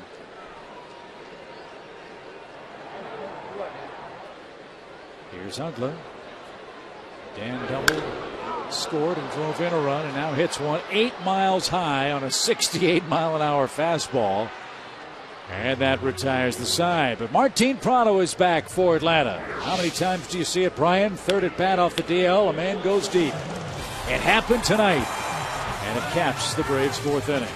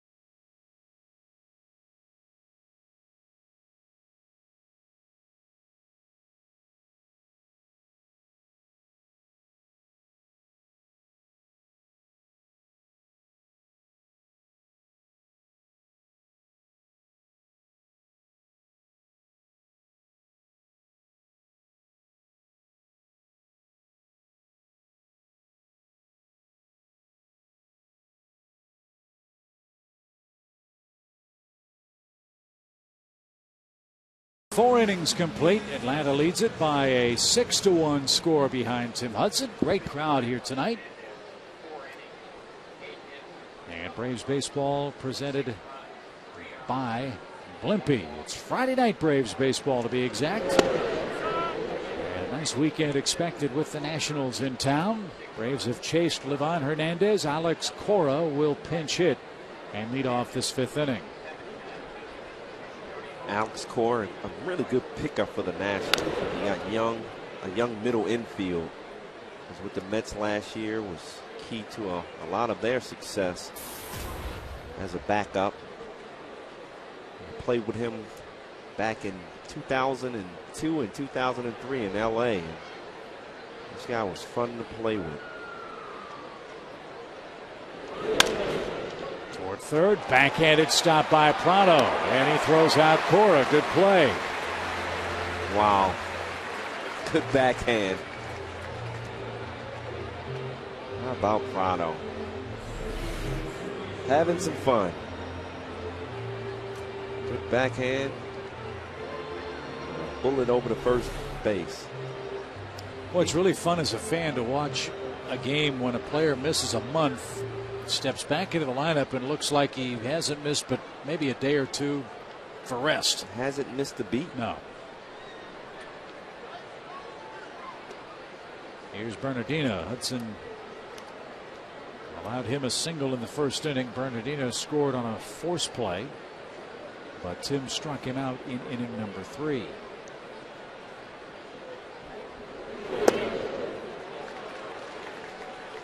And that's exactly what he struck out on last at bat. A steady diet of sliders in. Tim Hudson goes right back in there on Bernardino. And Rogers got kind of a left-handed Mike Morse action going at the plate, doesn't he? He does. One of those guys that tries to get those hands out there, keep them out there, and get extended on every swing. And that's a little surprising for a leadoff guy. And that's exactly why Tim Hudson is staying in, because when you got your hands that far out, it's tough to bring them in and try to hit that inside pitch.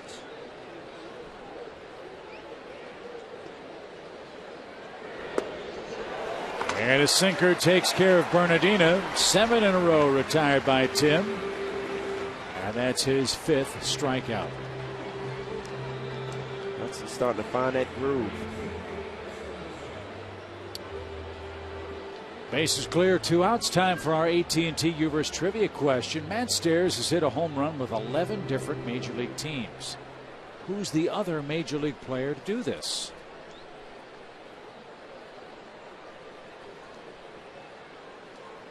$11 different teams. Can you name all 11? A better trivia question might be name all 11 teams Matt's played for. I'm trying to think of another player who's been with 11 different ball clubs. Well, you could say Mike Morgan, but he was a pitcher. He was a great teammate, Mike Morgan. Yeah, for all 29 teams he played for, everybody said the same thing. Back in St. Louis. You talk about a prankster. Wow. He kept it loose. Now, what kind of stuff would Mike Morgan pull on you? Remember, it's a family show, Brian. 1 ball, 2 strikes. You know, it would be baseball related. He would come in every day and tell me a different false story. I don't want to call him a liar. I'll say false story about trades that happened, and he knew I was a football player. I wasn't keeping up with a lot of baseball at the time. So he would tease me every day. Espinosa down on strikes. Tim Hudson is rolling merrily along, and so are the Braves, who lead by a 6-1 score.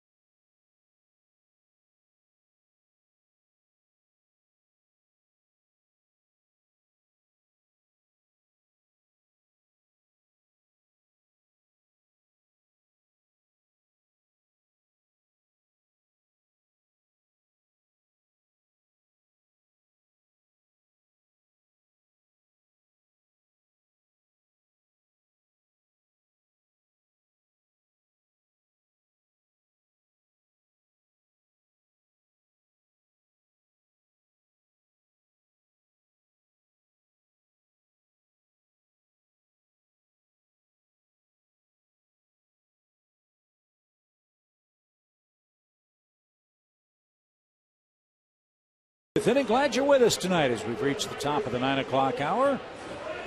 We will have game 2 of this series for you tomorrow night. Fred, Ron, and Jerome will be here to kick things off and get you caught up on all the happenings of the first game of this 3-game homestand with the Braves and Washington Nationals. All the fun starts at 6:30 with Braves Live right here on Sports South. Tommy Hanson will look for his 11th win of the season. He'll be faced by Washington left-hander John Lannan.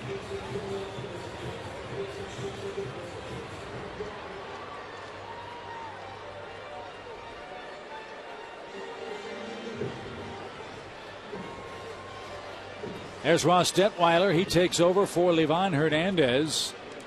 Livan was roughed up for 8 hits, 6 runs in 4 innings tonight. Ross was recalled up from Syracuse back in July 5th for a spot start. Got the win. Davey Johnson said, hey, let's move you to the bullpen. You look pretty good. Well, that's something that Davey Johnson felt he needed to address with this ball club. He liked his short guys at the end of the games in the bullpen, but didn't feel like he had a real solid long man on a night where a starter gets cuffed around like Hernandez did. Detweiler fills that role perfectly for him.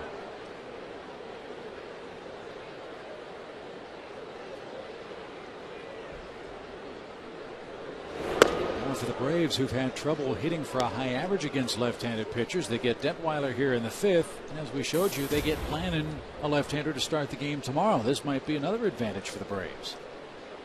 You're right about that. See this lefty today, rest of the game. So get ready for a tough Lannan. Lannan has been pretty tough on the Braves.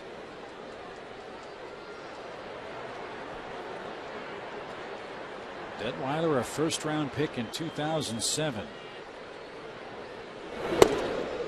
And comes in throwing smoke. That was a 94-mile-an-hour sinking fastball that got David Ross for the first out. All of a sudden, you got to change your bearings a little bit after facing Livan Hernandez. That's why a lot of guys don't like facing Livan, because when those flamethrowers come in the game, your timing is way off. And you saw David Ross, who's normally a good fastball hitter, was swinging late on every pitch.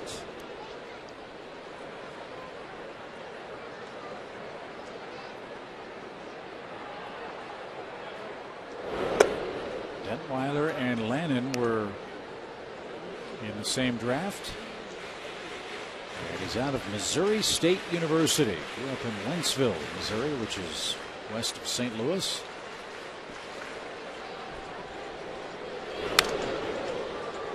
And now a 2-ball, 1-strike count to Nate McLouth, who's 2 for 2 tonight.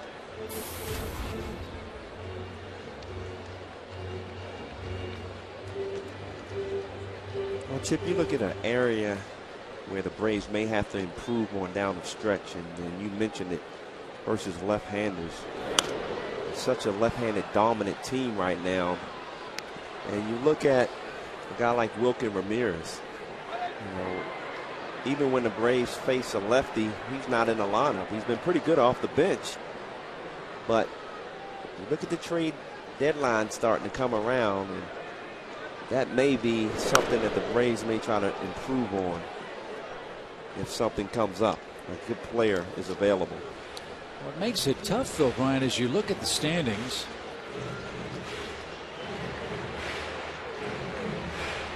You have 11 teams in the National League within 6 games of the division lead. Ground ball hit towards short by McLouth. And there's your second out. So if you're a general manager, you have a little more than 2 weeks to figure out what do you need to do or not do for your ball club. Are you in? Are you out? When there's so much parity around all of Major League Baseball. You even see, you look at the Mets, they're 11 games out. They've moved K-Rod. They'd like to sign Jose Reyes. And they're talking about maybe trading Carlos Beltran. You look at the National League Central. 4-team race there. You look at the West. Arizona 3.5 back behind the San Francisco Giants. Is Colorado still in the race? They've been an historic second half team. Well, you know, it's going to be a lot of teams starting to sell. And I think that's where you really have to use that microscope and see that productive right-hand bat that's available and not going to cost you a lot of prospects. And everybody knows the Braves have a stock of young pitchers in the minor league system, and everybody's going to want those top pitchers. And the question is, are you willing to depart with a couple of those young guys? And I'm not sure the Braves are. Swing and a miss. The bat goes pinwheeling into the seats as Alex Gonzalez is down swinging. And that ends the Atlanta fifth. Looks like everybody's all right. Braves enjoy a 6-1 advantage.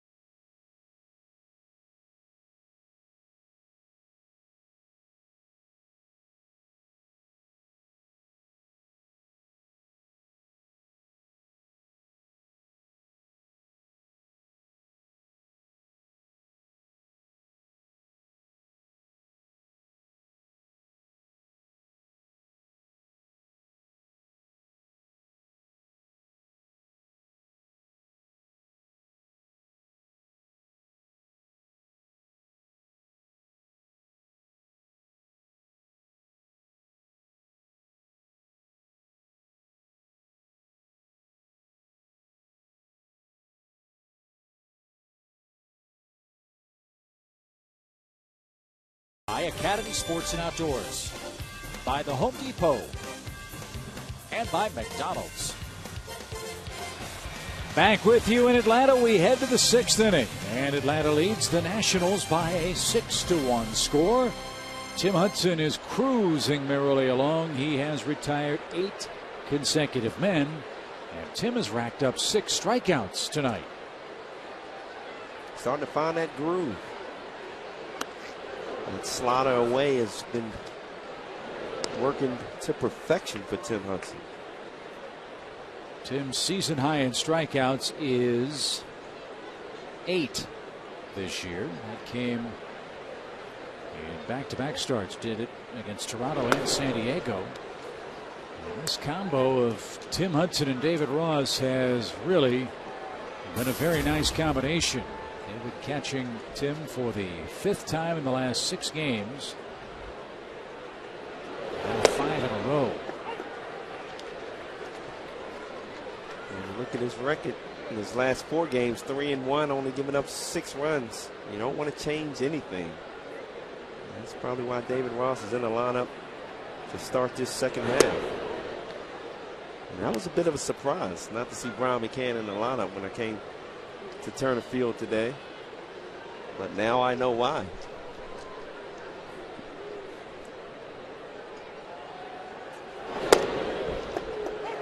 Count to Ryan Zimmerman, 3 balls, 2 strikes.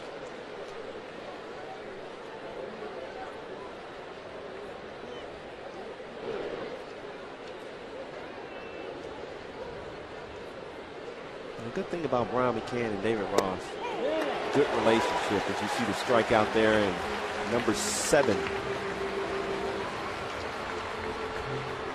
Zimmerman knew it, couldn't pull the trigger, and Tim's retired 9 in a row.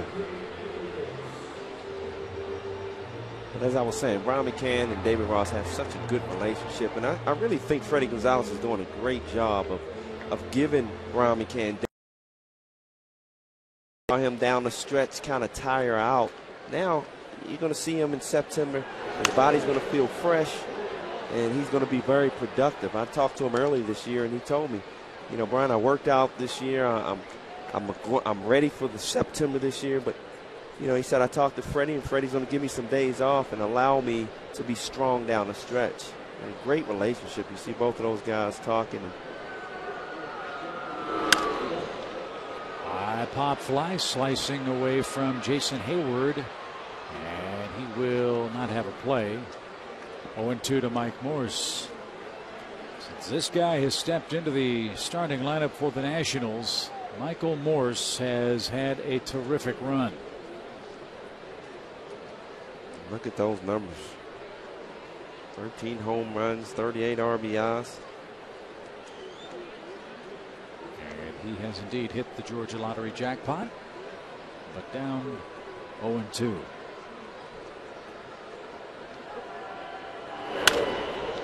And drives that ball right center field and deep. Look at Schaefer track it down shy of the track. Good night tonight for Tim Hudson on the mound and at the plate.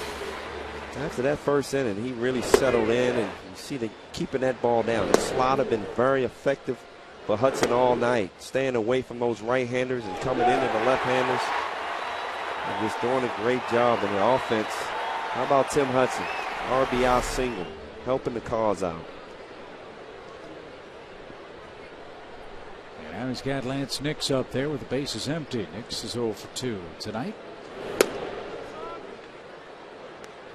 And 1 ball, no strikes. Hansen and Lannon tomorrow night, game 2. Then a Sunday afternoon game. Then we're off to the Mile High City of Denver, Colorado.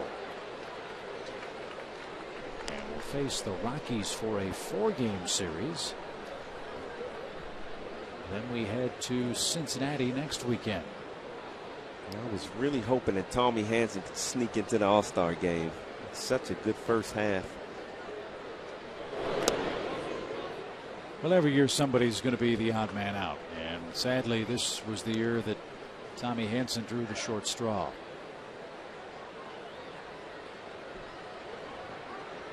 So much controversy that Tim Lincecum made the All-Star team for the National League after going 6 and 7 in the first half, although he led the league in strikeouts.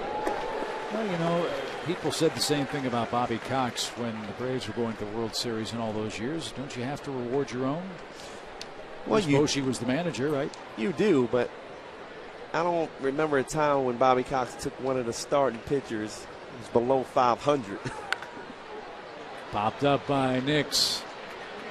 And Alex at deep short hauls that in for the 11th man in a row, retired by Tim Hudson. 3 straight perfect innings.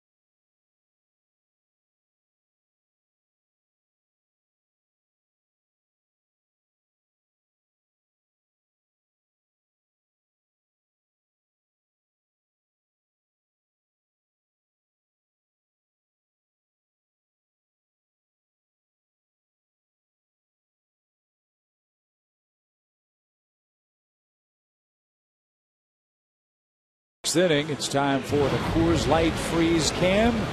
Mike Morse's glove appeared to be frozen in ice early tonight.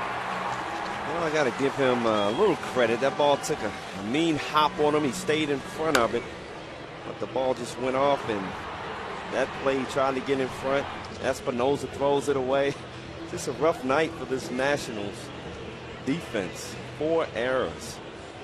And 3 of them in that first inning, 3 by Morse overall, and that was the Coors Light Freeze Cam, brought to you by Frost Brewed Coors Light, which is Joe's beer. He'd be very upset if I didn't mention that. I'm sure he's watching tonight as Tim Hudson starts off the Braves' 6th inning. Tim 1 for 2 with an RBI single tonight.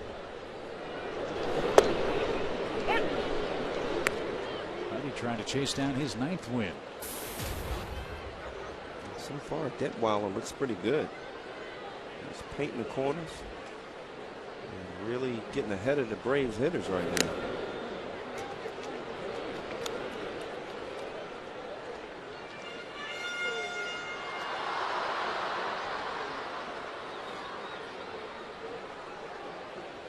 He's thrown 18 pitches and 13 of them strikes.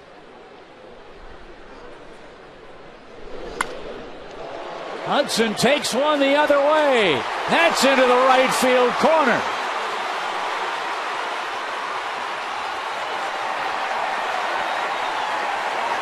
A leadoff double. Wow. Tim continues to amaze me. Got a slider away. And he just went right with this pitch, up in the zone. Takes him back to his Auburn days when he was, I mean, he could rake in college. That follow through reminded me an awful lot of Brian Jordan. Yeah. Wow. He continues to get it done with the bat. Tim Hudson, 2nd hit of the day. I was a little nervous when he ran around first base. A little bit of a stumble. And right now he's praying that Jordan does not hit a ball into the gap. Tim looks like he's got a refrigerator on his back. Tim is out there second saying, don't bunt the ball. That means I got to run again.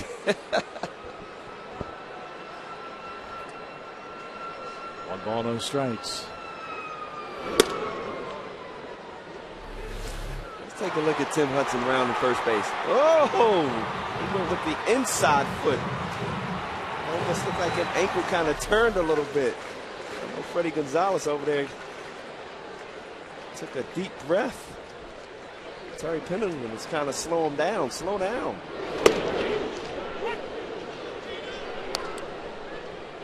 Two and one.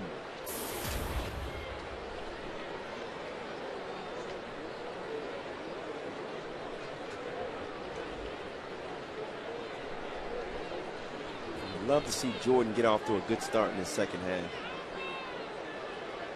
Really need that speed at the top of the lineup. Well, tonight Jordan playing in his 43rd game. He scored his 27th run for the Atlanta club.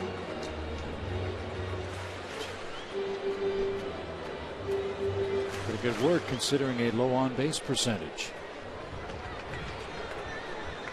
Jordan Schaefer. How about Tim Hudson's 7th multi-hit game of his career? Well, that average went way up. 0.57 coming into today, well tonight, and 2 for 3.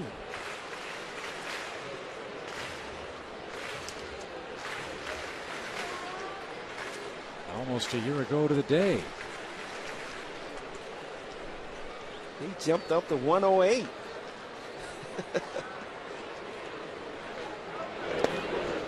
That one gets away from Ramos, and Hudson will move up to third. Schaefer walks. Good awareness by Tim Hudson. He saw that ball hit by Wilson Ramos, being aggressive. A walk and a wild pitch sets us up for the Coors Light Cold Hard Blast. Martin Prado, inside fastball, and got the hands in and hit this ball a long way. Welcome back again, Martin Prado.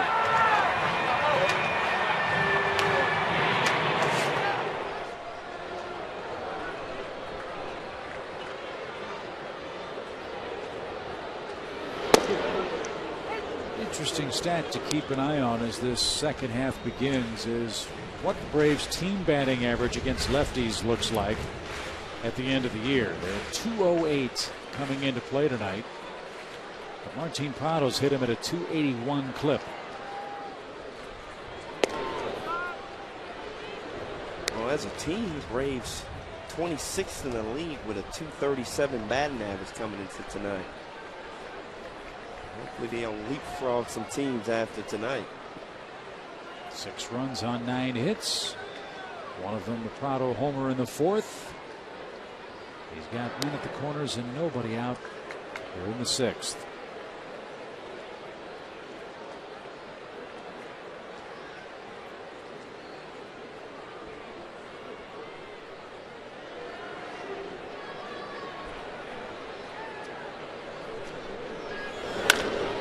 And Prado's 2 out of 4. Clean single to left brings home Tim Hudson. It's 7-1.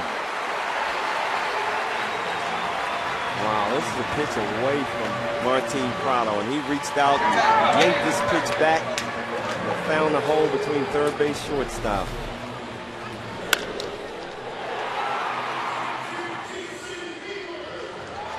Well, actually, that ball was coming back across the plate and got his hands in once again. The Braves looking like they're well on their way to the franchise's 10,000th win. We talked about that in the open. 9,999 victories coming into play tonight for the Braves. As Hayward rips one to the right side and through. Schaefer around third. He's going to score. And the Braves getting it done in this 6th inning. 3 hits against a lefty. Good to see Jason Hayward get that RBI single, get his confidence going. Jordan Schaefer showing that speed from second base. This score is easy. That makes it an 8-1 ball game. And again, a visit to the mound. A good curveball. And a good job by Jason Hayward staying back on this ball and finding the hole.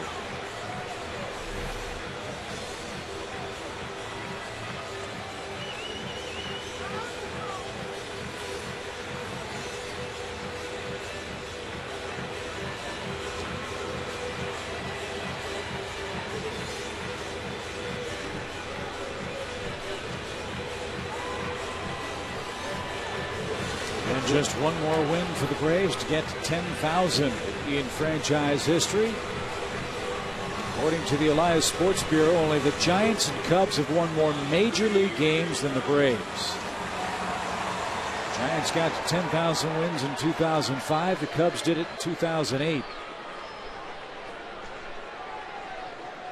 I always consider the first half being one season and the second half being another season. And what a great job tonight by the Atlanta Braves at runners in scoring position. 8 for 13. And that's a good start to the second half. Again, I said coming into tonight, they were second with a 271 batting average, behind only the St. Louis Cardinals, who has a 300 batting average. That's amazing to me. A 300 batting average with runners in scoring position for the Cardinals, who were without Albert Pujols for a brief period of time. Matt Holliday, too. That's why you just got to tip your cap to Tony La Russa. He finds a way. And, you know, I didn't realize that until I left Tony La Russa, how good of a manager he really is. I mean, he can make an average player look really good because he puts him in great position to succeed. Now, if you had said at the start of the year that Pujols had missed time, Holliday had missed time, Freese would miss time, you'd lose Wainwright, and Chris Carpenter would have 2 or 3 wins, with the Cardinals being first place, I'll bet most fans would have said no chance. And just to add on to that, with Lance Berkman being signed in the offseason and nobody knowing how good he was going to be after moving him out to the outfield. He's really been the rock in that lineup, Lance Berkman. That ball beaten off the plate. Charging it short, Desmond. Close play at first, but in time. Freeman is retired for the first out. Prado to third. Hayward to second. And Dan Uggla looks to add to his career RBI total, which reached 500 with a first inning double. Good hustle by Freddie Freeman. Even better play by Desmond. Getting rid of that ball and throwing a perfect strike over to first base.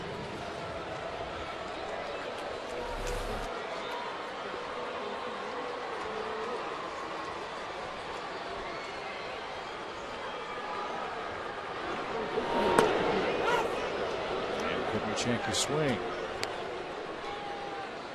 Again, going back to that left-handed pitching stat. Here's the guy that the Braves really hope to get going over the final 70 games against lefties. And at 131 against them.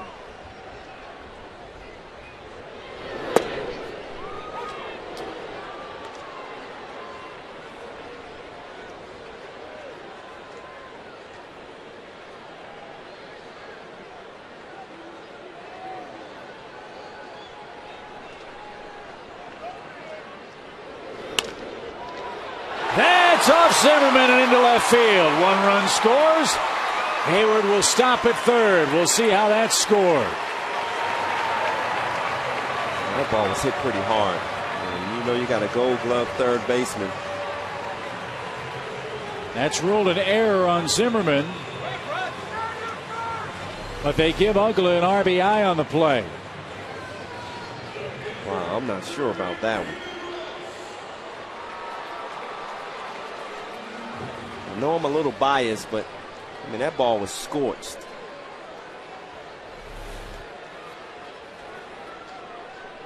Well, the Nationals defense still on the All-Star break. That's their 5th error this game. And Atlanta leads handily by a 9-1 score.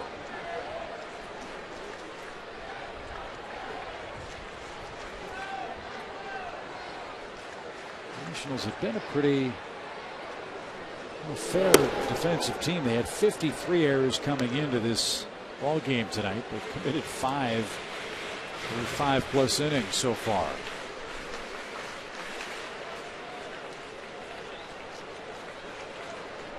Well, it's just good to see Dan Uggla 0-2 count there, be aggressive and hit that ball hard.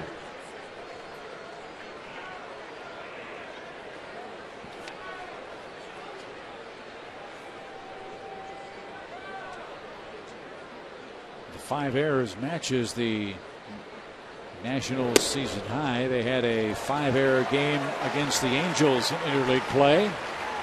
And the wheels are falling off the wagon for Detweiler here. A walk to David Ross loads the bases.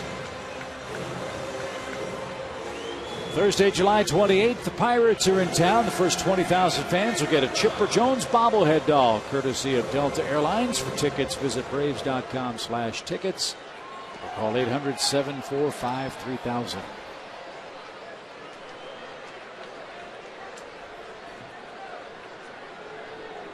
Nate McLeod, 2 hits tonight, an RBI.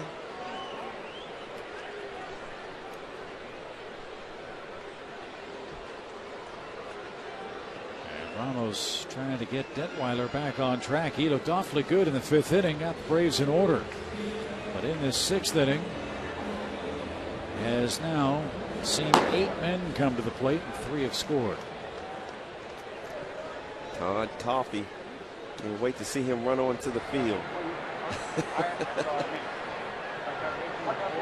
ball's in a strike. That's popped up at short. McLeod will be retired on the infield fly. So 2 are down for Alex Gonzalez, who's 1 for 3 in the game. And did Detweiler hurt himself? Nationals trainer is on his way to the mound along with skipper Davey Johnson. Was that Steve McCaddy? I beg your pardon. It is McCaddy, the pitching coach. Looked like he pointed out to the ground, like he just kind of fell off the mound the wrong way.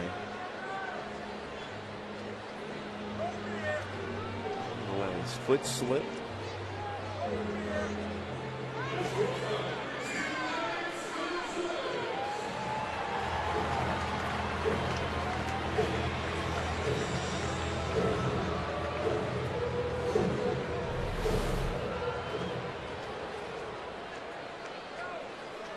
Yeah, that was an awkward finish on the pitch before the pop-up. You see him kind of limp a little bit after that.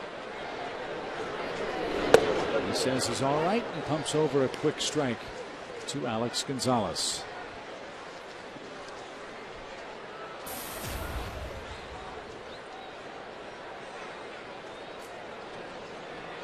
Second time tonight, the Braves have sent 9 men to the plate in an inning. It happened in the first where they scored 4 times. Nationals committed 3 errors in that inning.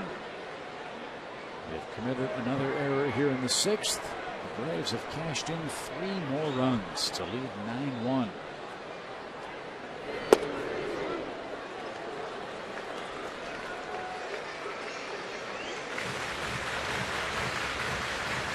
To your point, Brian, nice confidence boost for the Braves to start the second half. It is. And again, just to have Prado back in this lineup. You know, what Chipper said in the paper today is like signing a free agent. You see the difference in the energy of the Braves players today. Being aggressive at the plate. And what a great start in that first inning for the offense. And Alex goes fishing. A chest-high fastball is missed, and that retires the side. 9 men come to the plate. 3 of them score. Martin Prado, another multi-hit game. His first back in a month for Atlanta. He's got 2 hits, including a homer, and the Braves are rolling.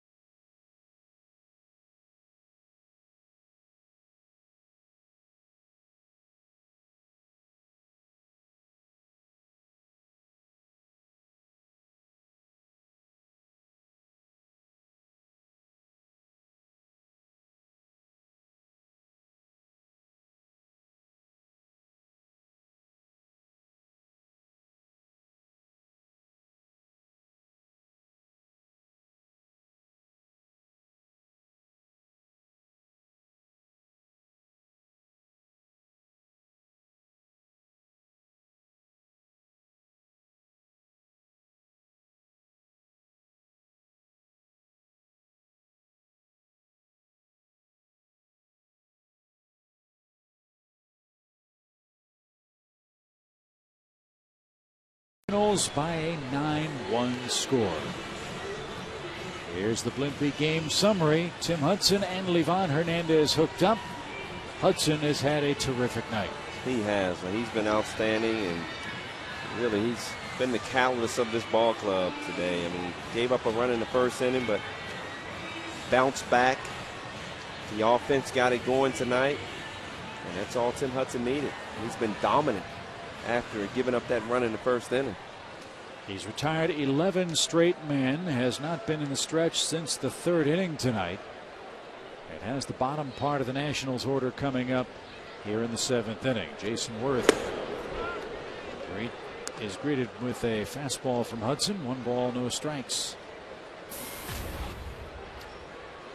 These are important games for the Braves. We've talked about momentum. We've talked about, as Uggla drifts out, talked about the importance of the home field advantage that Turner Field has been here in years past. But also, Brian, I know you would agree, something the Braves have to really improve upon is their play within the division here in the final 70 games. No, that's exactly right, Chipper. I mean, in the past, the Braves have had tough times versus the Nationals. And you know the Mets are struggling right now. And you really got to take advantage of those guys. You have to be able to win those games. And in the past, the Braves have lost to them and played well against the Philadelphias and some of the top teams. But you have to stay up for every game. Case in point, Phillies are 12 games above 500 in the division at 27-15. The Braves 17 wins and 16 losses against the East. Hopefully tonight is a start, and they're sending a message to the Nationals. Wilson Ramos, the batter, hitting a double play in the second, bounced out to Martin Prado in the fourth for an 0-for-2 night. When you look at the Nationals and the Braves since June 10th, both of them 19-10. How good is that? I mean, you wouldn't think the Nationals, just at 500 right now, they're doing a great job. And after being 19-10, they still lose a game versus the Phillies, which 20-8. That's what made the timing of the Jim Riggleman resignation so strange, as Ramos ends Hudson's long streak. He had the Nationals rolling along, and all of a sudden Jim Riggleman decides he wanted satisfaction on the contract, and he resigns. They'd won 12 out of 13 games or something like that. And just to throw icing on the cake, they won that last game with a walk-off home run, and the excitement in the stadium was phenomenal. And you know, I think it caught everybody off guard. Even surprised the coaching staff and the players. And Riggleman did a great job with the Nationals. Popped up, first base side, playable for Freeman at the tarp. And good play, retires Desmond for the second out. Back to our AT&T Uvers trivia question. Matt Stairs, a terrific Major League pinch hitter, has hit a home run with 11 different Major League teams. Who's the other Major League player to do that? Any guesses? Chip, I have no clue. Come on, Joe never offers an answer. Todd Zeile, my former teammate with the Cardinals. Did not realize he played with that many teams. Wow. And don't you love it when Major League managers follow the script? We talk about Matt Stairs, and here he is pinch hitting the Nationals in the 7th inning. And you better believe he's swinging for the fences. Oh, yeah.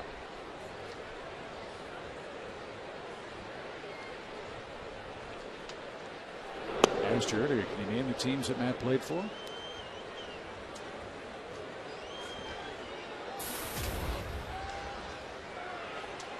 Started in Oakland, and then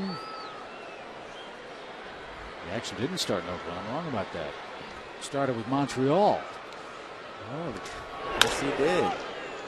And he singles into right field.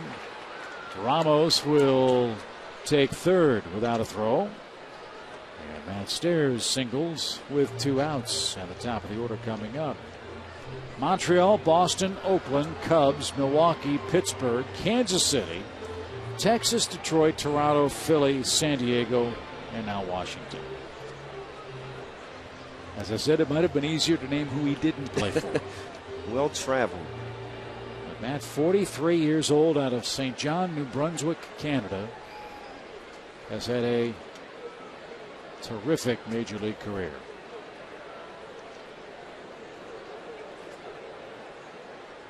Here's Bernardino.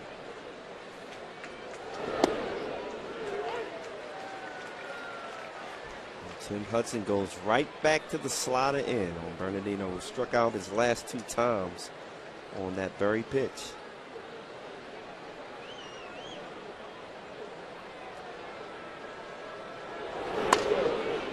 Now a slow roller out toward Ugla at second.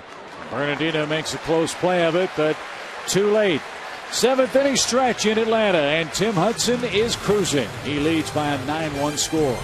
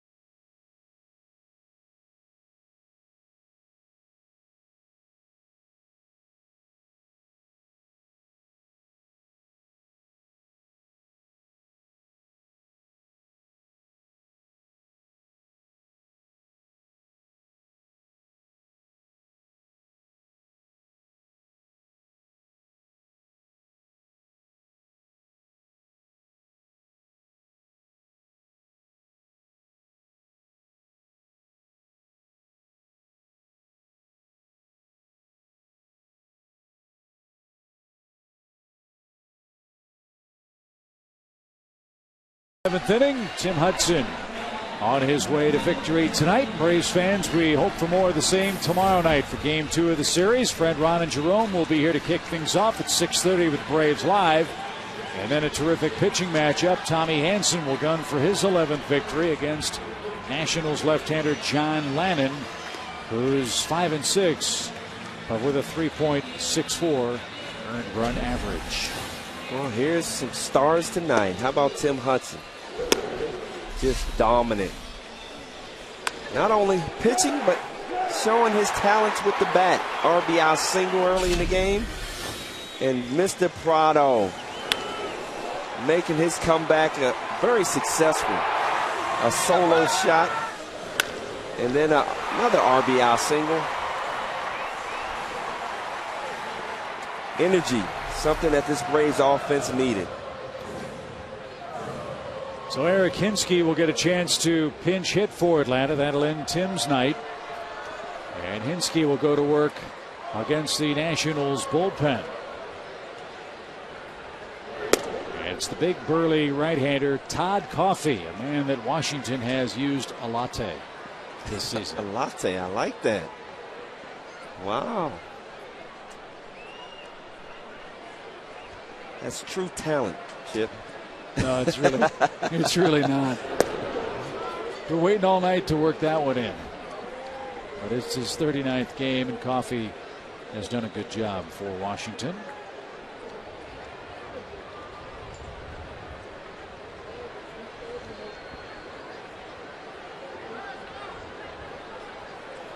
Another change for Washington. Ryan Zimmerman's out of the game. And Brian Bixler takes over at the hot corner. Hope nothing's wrong with Zimmerman. Again, we told you missed well over a month with that abdominal problem for the Nationals. It's a hot shot hit at him earlier in the game. Don't know if it got a piece on the way into left field or not. If anything is amiss, we'll let you know. I think it's just Davey Johnson respecting his veterans. Looking at the 9-1 score, and like you said, if that ball nipped Zimmerman, give him a break. Let him rest up for tomorrow. And Hinske is down swinging. And one away for Coffey and the Nationals here in the 7th. FoxSportsSouth.com is giving you the ultimate online experience while you're watching your Braves. Game Connect. Track every pitch, get instant player stats, and even link up with social media. A brand new second screen experience that puts you in the game. Game Connect is coming soon to FoxSportsSouth.com.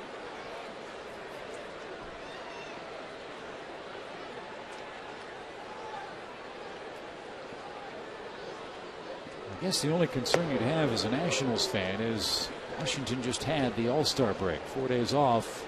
Wouldn't think rest would be an issue for Zimmerman on a cool night like this. But perhaps you're right. 9-1 score. That's right. Get him out before anything worse could happen to the Washington team or the Washington third baseman. After playing for Bobby Cox for a while, I mean, he was like that. He would rest his veterans late in the game if the score got out of hand. Well, this one got out of hand in the very first inning. Braves scored 4 times. Single runs in the third, in the fourth. 3 more runs in the sixth. Tim Hudson went 7 innings, a run on 7 hits. Martin Prado's return from the disabled list, just terrific. A homer, a single. He scored 2 runs. He's knocked in 2 runs. And he's standing in the on-deck circle as Jordan Schaefer awaits a 2-2 pitch.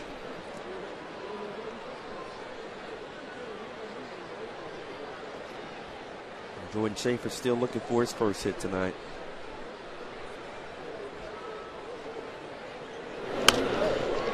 And he's got it. Wow.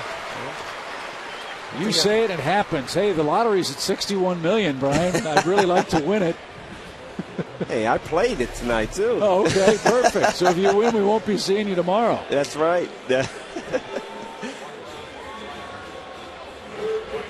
Well, let me see it for Prado. He's looking for his 3rd hit tonight.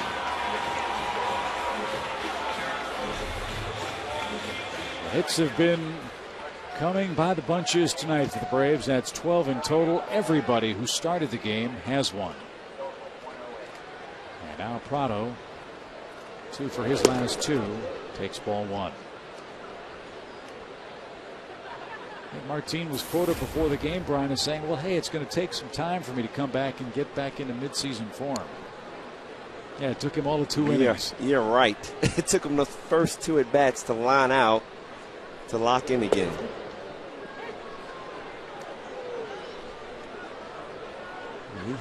He hit the ball hard 4 times.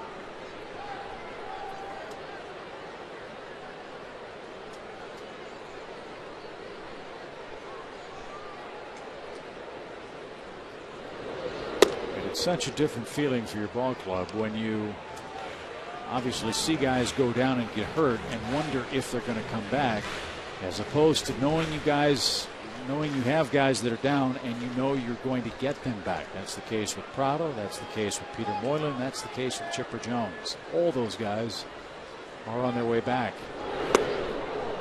As Martin down on strikes for out number 2 here in the 7th.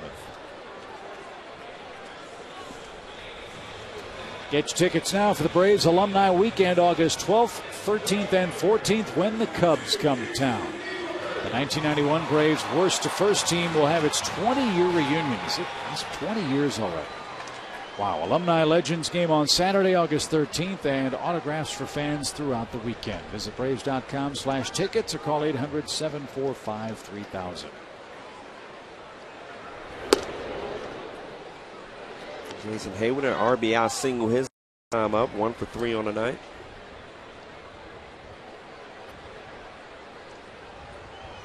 With a walk in the first inning and scored a run.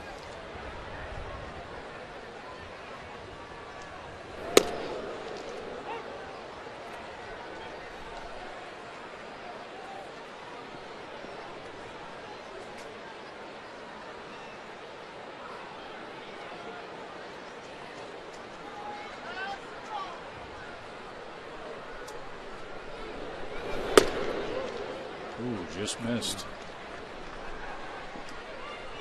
Tough pitch to take right there. Fastball up in the zone.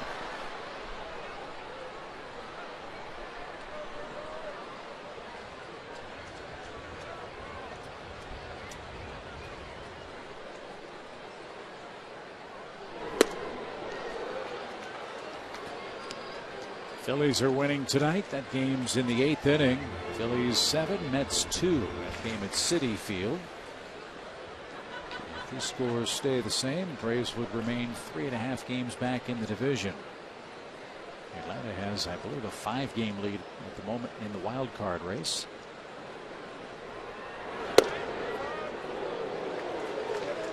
And a full count. So Schaefer will get a chance to take off early with 2 outs from first base. That's a pretty good eye by Hayward. That's 2 pitches. Dana Demuth being consistent, not giving him that inside fastball. A little up in the zone. And Hayward rewarded with a base on balls. That's something we noticed about Jason from the very first game in the major leagues. Excellent strike zone knowledge. Very patient hitter. Kind of reminds me of Chipper Jones. You got to pitch that ball in that little box before he swings.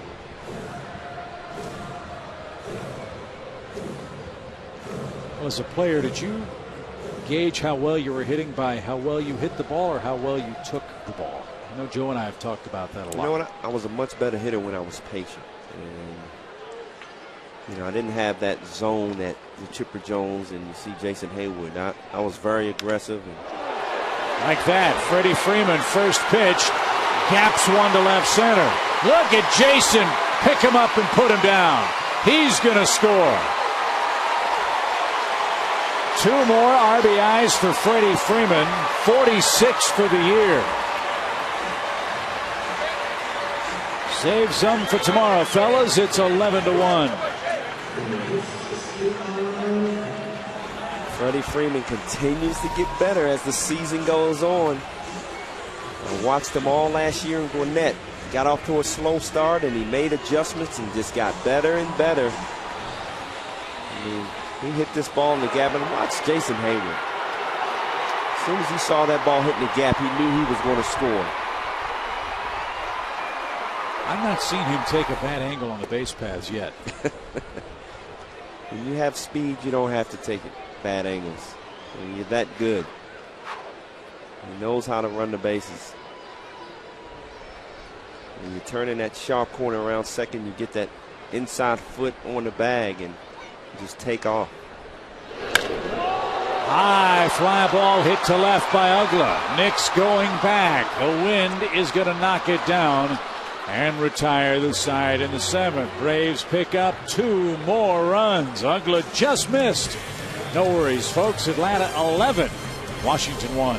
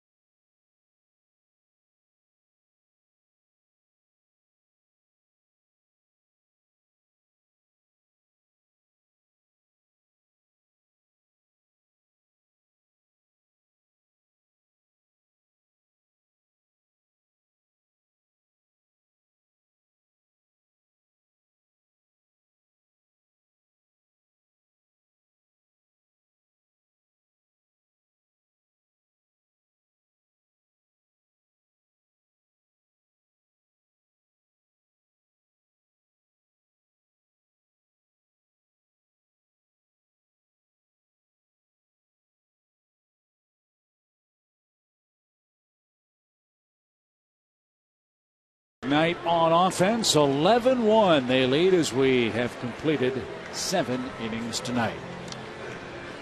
You're the manager, Freddie Gonzalez. I mean, couldn't get any better than this. First game out of the chute after the All-Star break. Every person in the lineup gets a hit. Even your pitcher, 2 hits on a night. And the Braves are on pace to score, Brian, 770 runs in the final 70 games of the season. Oh, but it's nice to have an offensive laugher. And with a big lead, Tim Hudson gets the rest of the night off. Freddie makes the AT&T call to the bullpen and calls on Scott Linebrink. How about Scott? I mean, he got off to a slow start, and all of a sudden you hear some rumblings about trade talks, and he's not doing his job, and all of a sudden he just settled in. He's pitching with a lot of confidence. A single, a walk, and a strikeout for Espinoza tonight. And Scott jumps ahead of him with strike one.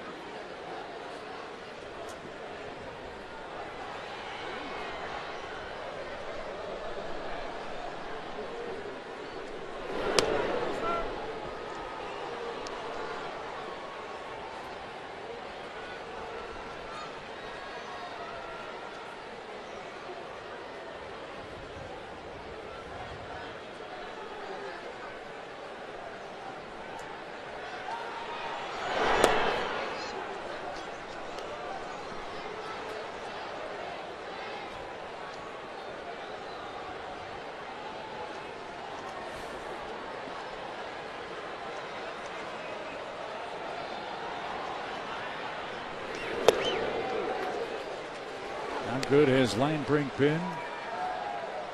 Scott's given up one earned run since June 18th.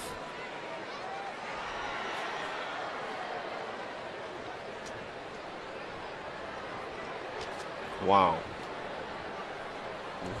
That's all you can say is wow. Got away from Ross, and the count runs full to 3 balls and 2 strikes.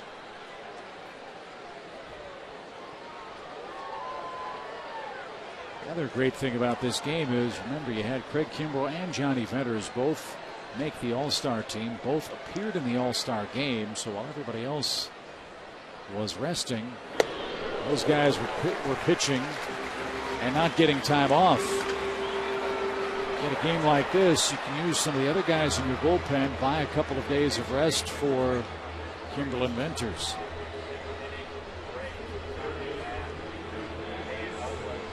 This is a perfect scenario for Gonzalez. I mean, Freddie just can lay back and get some guys work. And you said Venters and Kimbrel look so good in the All-Star game.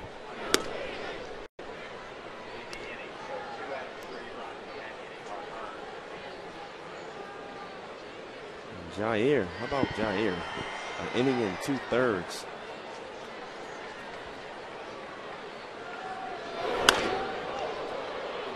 Bixler yanks one foul and out of play. Certainly the Braves have to be very proud of the performances their players turned in the National League's victory over the American League. And how about the National League? 2 years in a row now they've beaten the junior circuit. That's right, starting to dominate a little bit.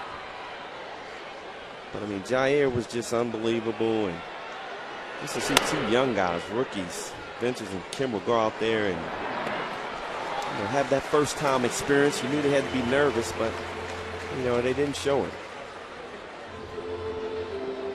2 quick outs.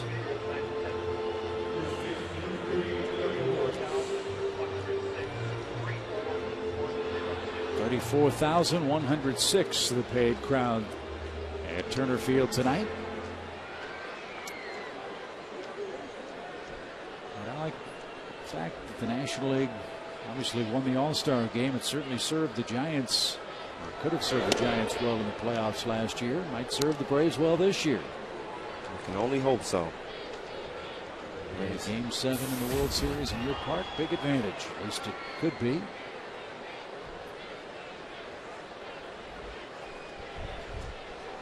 And Michael Morse, the batter. Rough night for Morse. 0 for 3. And 3 errors at first. The night that he's going to want to forget about.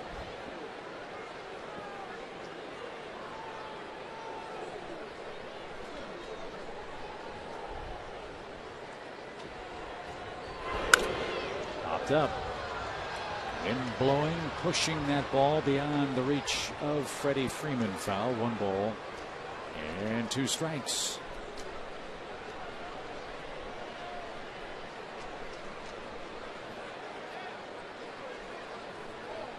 Can't give good teams extra outs. The Nationals have committed 5 errors. That's a big part in this game for Atlanta. 3 in the first really seemed to frustrate Livan Hernandez. Braves chased him and have continued to add to their lead against this Washington pen. And it was really good to see them continue to add on with Ross Detwiler coming in the game, a left-hander. We're going to have to face Landon tomorrow night, so hopefully seeing that lefty tonight will prepare him and give them that confidence that they're going to need tomorrow, because Landon has been pretty successful against the Braves.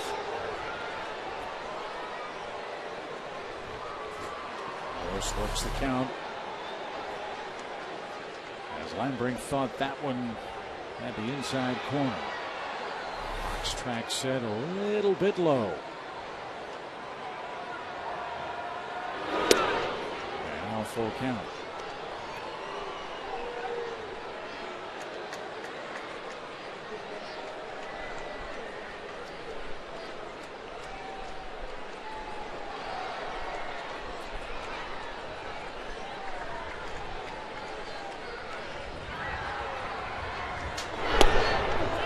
Did he go? No.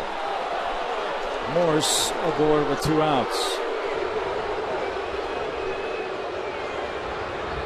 And Lance Nix is the batter. Tomorrow on Fox Saturday Baseball, Ryan Howard leads the Phillies into New York. He'll battle Carlos Beltran and the Mets. Or the Red Sox will take on the Tampa Bay Rays. Tomorrow's telecast of Fox Saturday Baseball begins at 4 Eastern, 3 Central, only on Fox. Check your local listings for the game and start time in your area.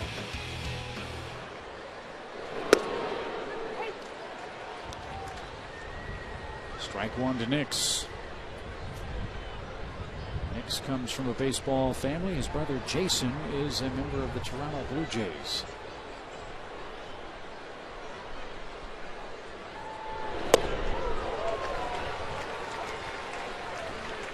Nothing like having a brother in the big leagues with you.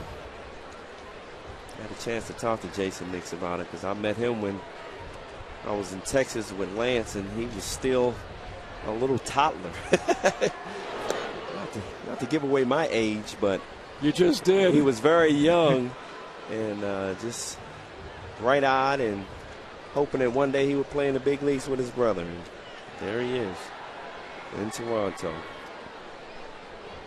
1 ball, 2 strikes. And ripped past Freddie Freeman into the right field corner. Morse around second, on his way to third. Bo Porter will hold him there as Hayward hustles the ball back to the infield, and some 2-out 8th inning trouble mounted by the Nationals, Morse and Nix.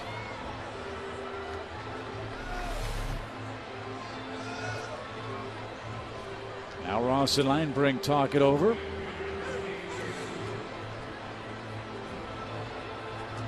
As that one just out of reach of Freddie Freeman at first.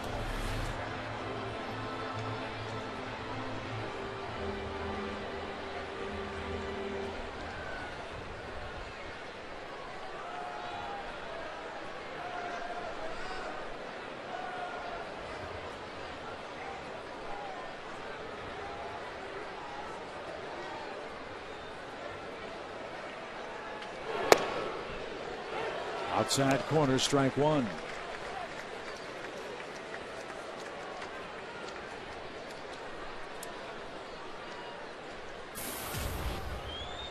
Here's a situation where Linebrink just has to be aggressive and go right at Jason Worth. So far, so good, Chip.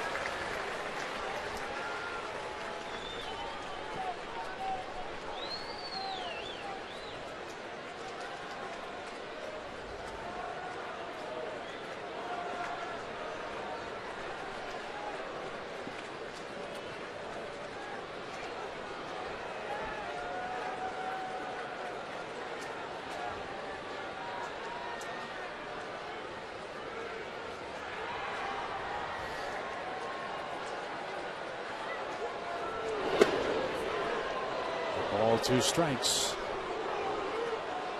Just off the corner. Fans in the Southeast might be interested to know that Jason Worth had signed a scholarship offer to play baseball at Georgia before he signed professionally with the Baltimore Orioles. Yeah, you're right. Jason Worth went with several major league organizations. Started with Baltimore, then went to Toronto, the Dodgers, then the Phillies, and now the big contract with the Washington Nationals. 2 balls, 2 strikes. And now it's full after going 0-2 to Jason Worth. Early in the year, this is when Lombrick was getting himself in trouble. Being aggressive early and all of a sudden nibbling on the corners instead of just going right at after hitters.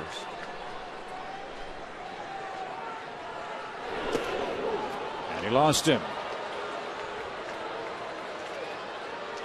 So Scott Linebrink with a couple of walks after 2 outs with a 10-run lead, and now Roger McDowell is out.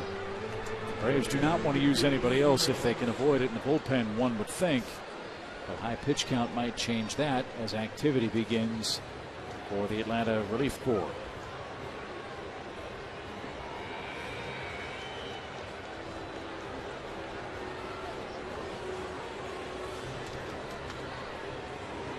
George Sherrill and Corey Guerin are loosening up. And Scott has indeed thrown 26 pitches. So one would think this will be his last frame. Hopefully he'll get Wilson Ramos, who's 1 for 3 with a hit in the 7th inning.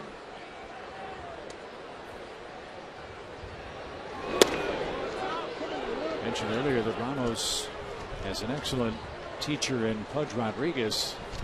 Nationals bench coach Pat Corrales knows a thing or two about catching. He was Johnny Bench's backup, you might recall.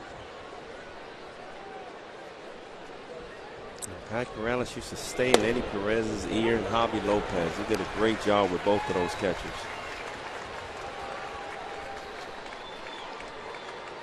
Long-time Brave Pat Corrales.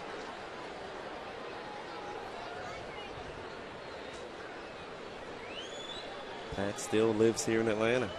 1 ball, 2 strikes.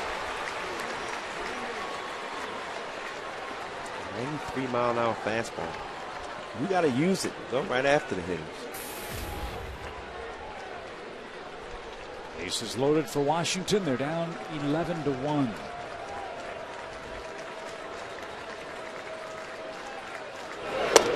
And he struck him out of the outside corner. Had him all the way, Scott. Nothing doing for the Nationals in the 8th. It's 11-1 Atlanta.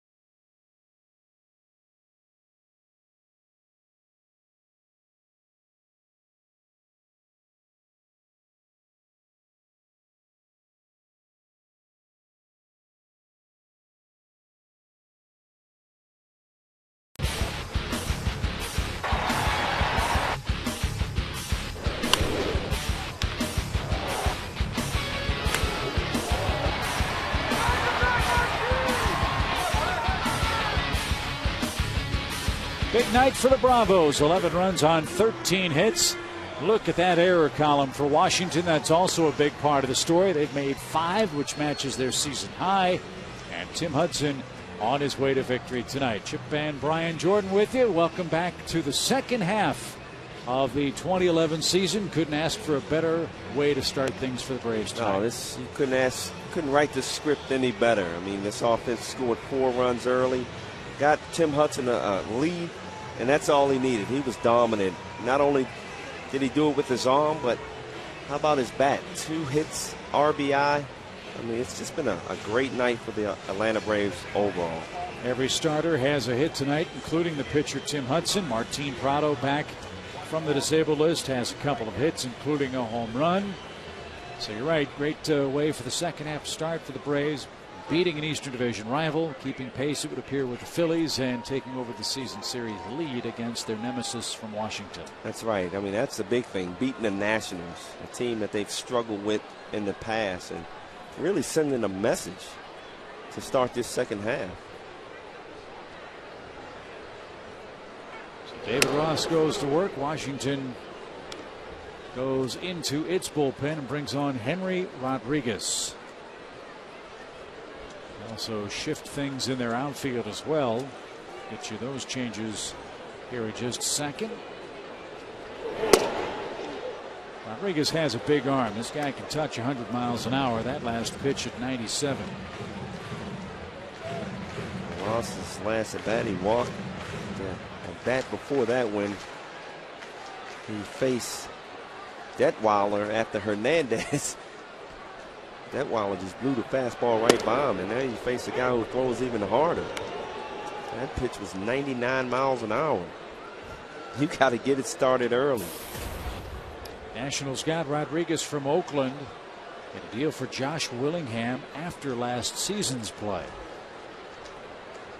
I'll tell you what, Mike Rizzo's done a heck of a job in remolding this Nationals franchise. Drafting, developing, certainly. Making some terrific trades, getting guys like Rodriguez and Ramos, their catcher. And even you can say Jason Worth, although he's struggling, I really think he's that franchise type of player. And when you're trying to rebuild the ball club, you got a leader out there who leads by example. And Jason Worth, the young guys will catch on. And I think they have a bright future. You got Bryce Harper moving along in the minor league system. Strasburg coming back soon. This team is a team that's going to be reckoned with, if not at the end of this season, but next year. 2 balls, 2 strikes to David Ross. And he's down on strikes to open the Atlanta 8th. Here are the other defensive changes for you for the Nationals this inning. Former Brave Rick Ankiel takes over in center field. Bernardino moves from center to right. Jason Worth is out of the game, and that's the spot that'll be occupied by Henry Rodriguez, the Washington pitcher. Well, Davey Johnson, the veteran, getting his veterans out of the lineup. And that last pitch by Rodriguez was 100 miles an hour. Told you he could touch 100, and he did.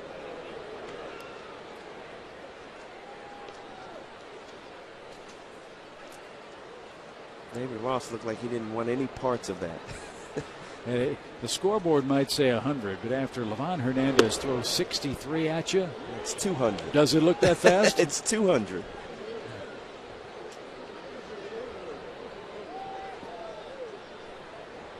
One ball, 1 strike for Daniel Clouth. He's 2 for 4 tonight.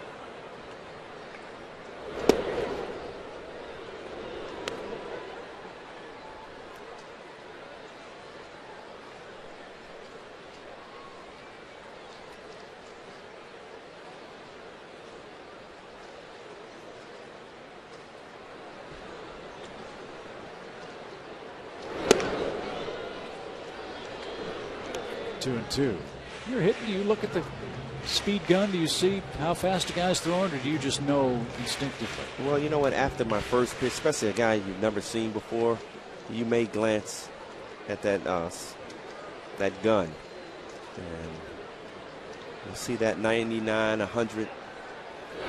You already got a couple hits in the game, and Sometimes you just say, well, I'm hoping for a walk here as we see 100 miles an hour. Now, another question you might get is, it's tough enough to see, but can you hear it? Can you hear it sizzling on the way by? When you get 100 miles an hour, you can. It's hard to pick up the seams.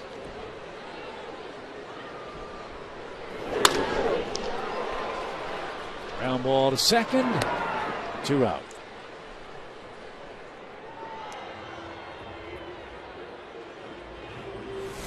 The Atlanta Braves on Sports South are brought to you in part by Georgia Power, by Toyota, by Blimpie, and by Geico.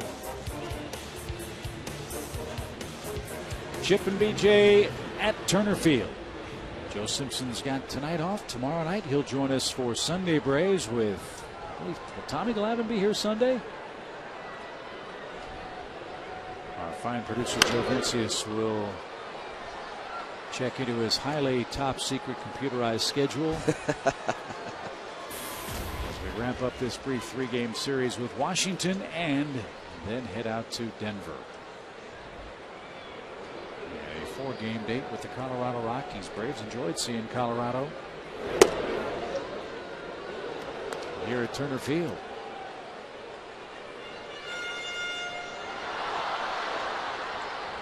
We understand Tommy will not be here. Tommy will hopefully join us when we get back from the road trip. And we understand the San Francisco Giants will be in town the next time we see Mr. Glavine.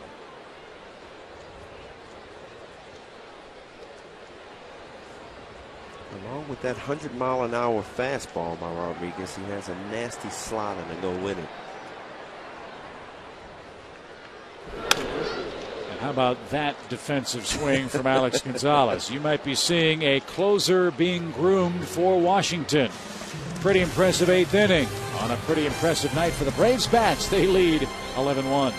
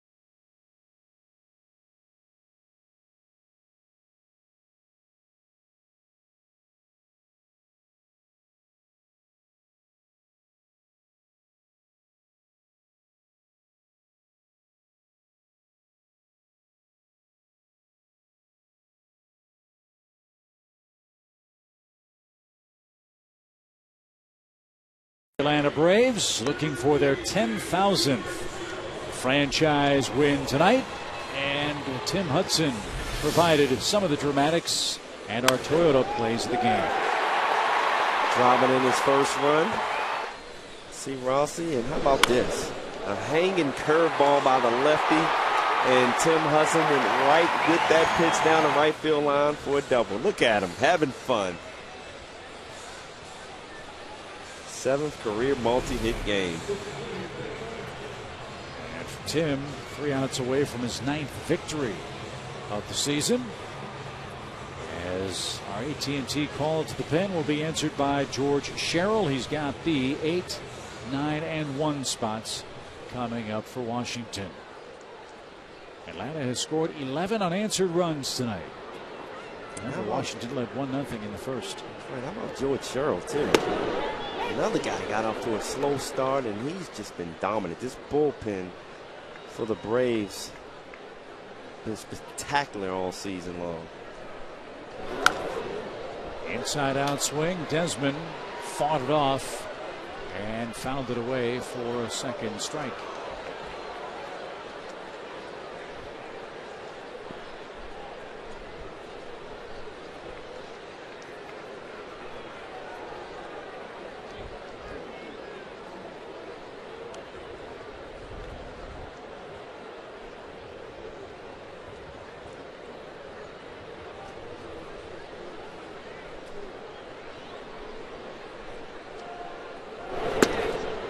Two strikes. Braves have always been justifiably proud of their standing as a National League franchise. That's posted on the bullpen fence here at Turner Field.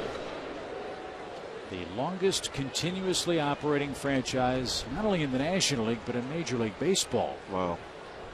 And that only 2 other franchises have won 10,000 or more games.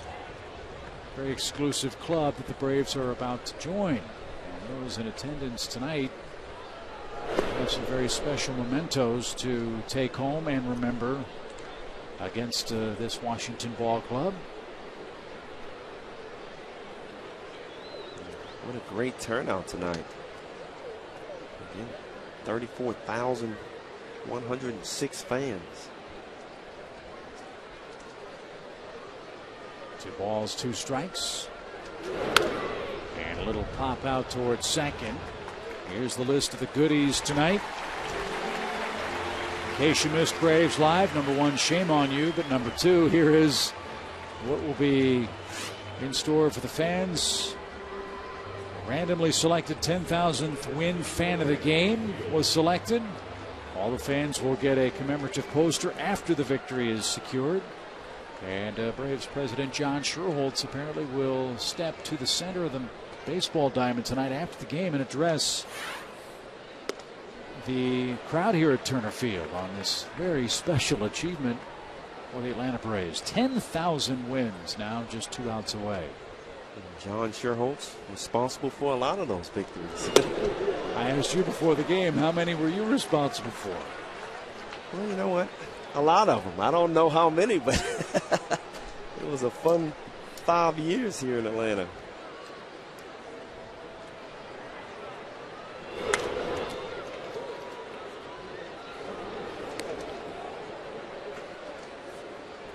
Braves won 5,118 games in Boston from 1876 to 1952. 1,146 games in Milwaukee from 1953 through 65. And tonight will be win number 3,736 since 1966 when the Braves moved to Atlanta.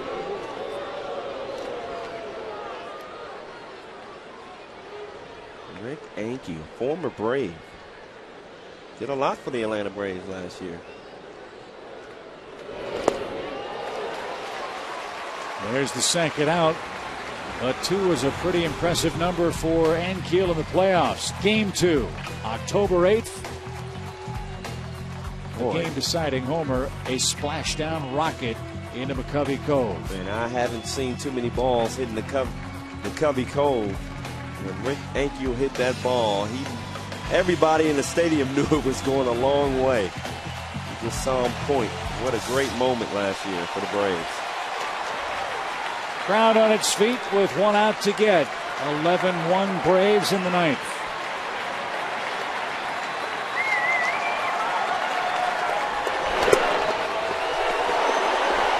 The first win in franchise history was April 22nd, 1876.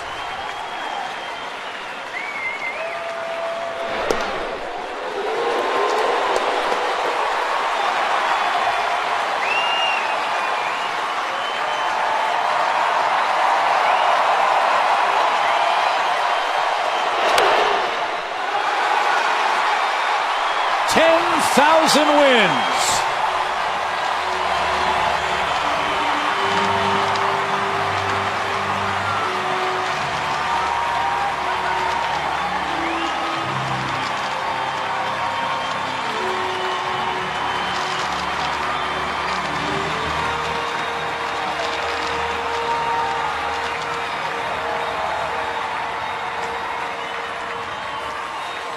10,000 wins for the Atlanta Braves and a 10-run margin of victory. 11-1 your final score. Great start to the second half. And we'll come back and talk more about this Braves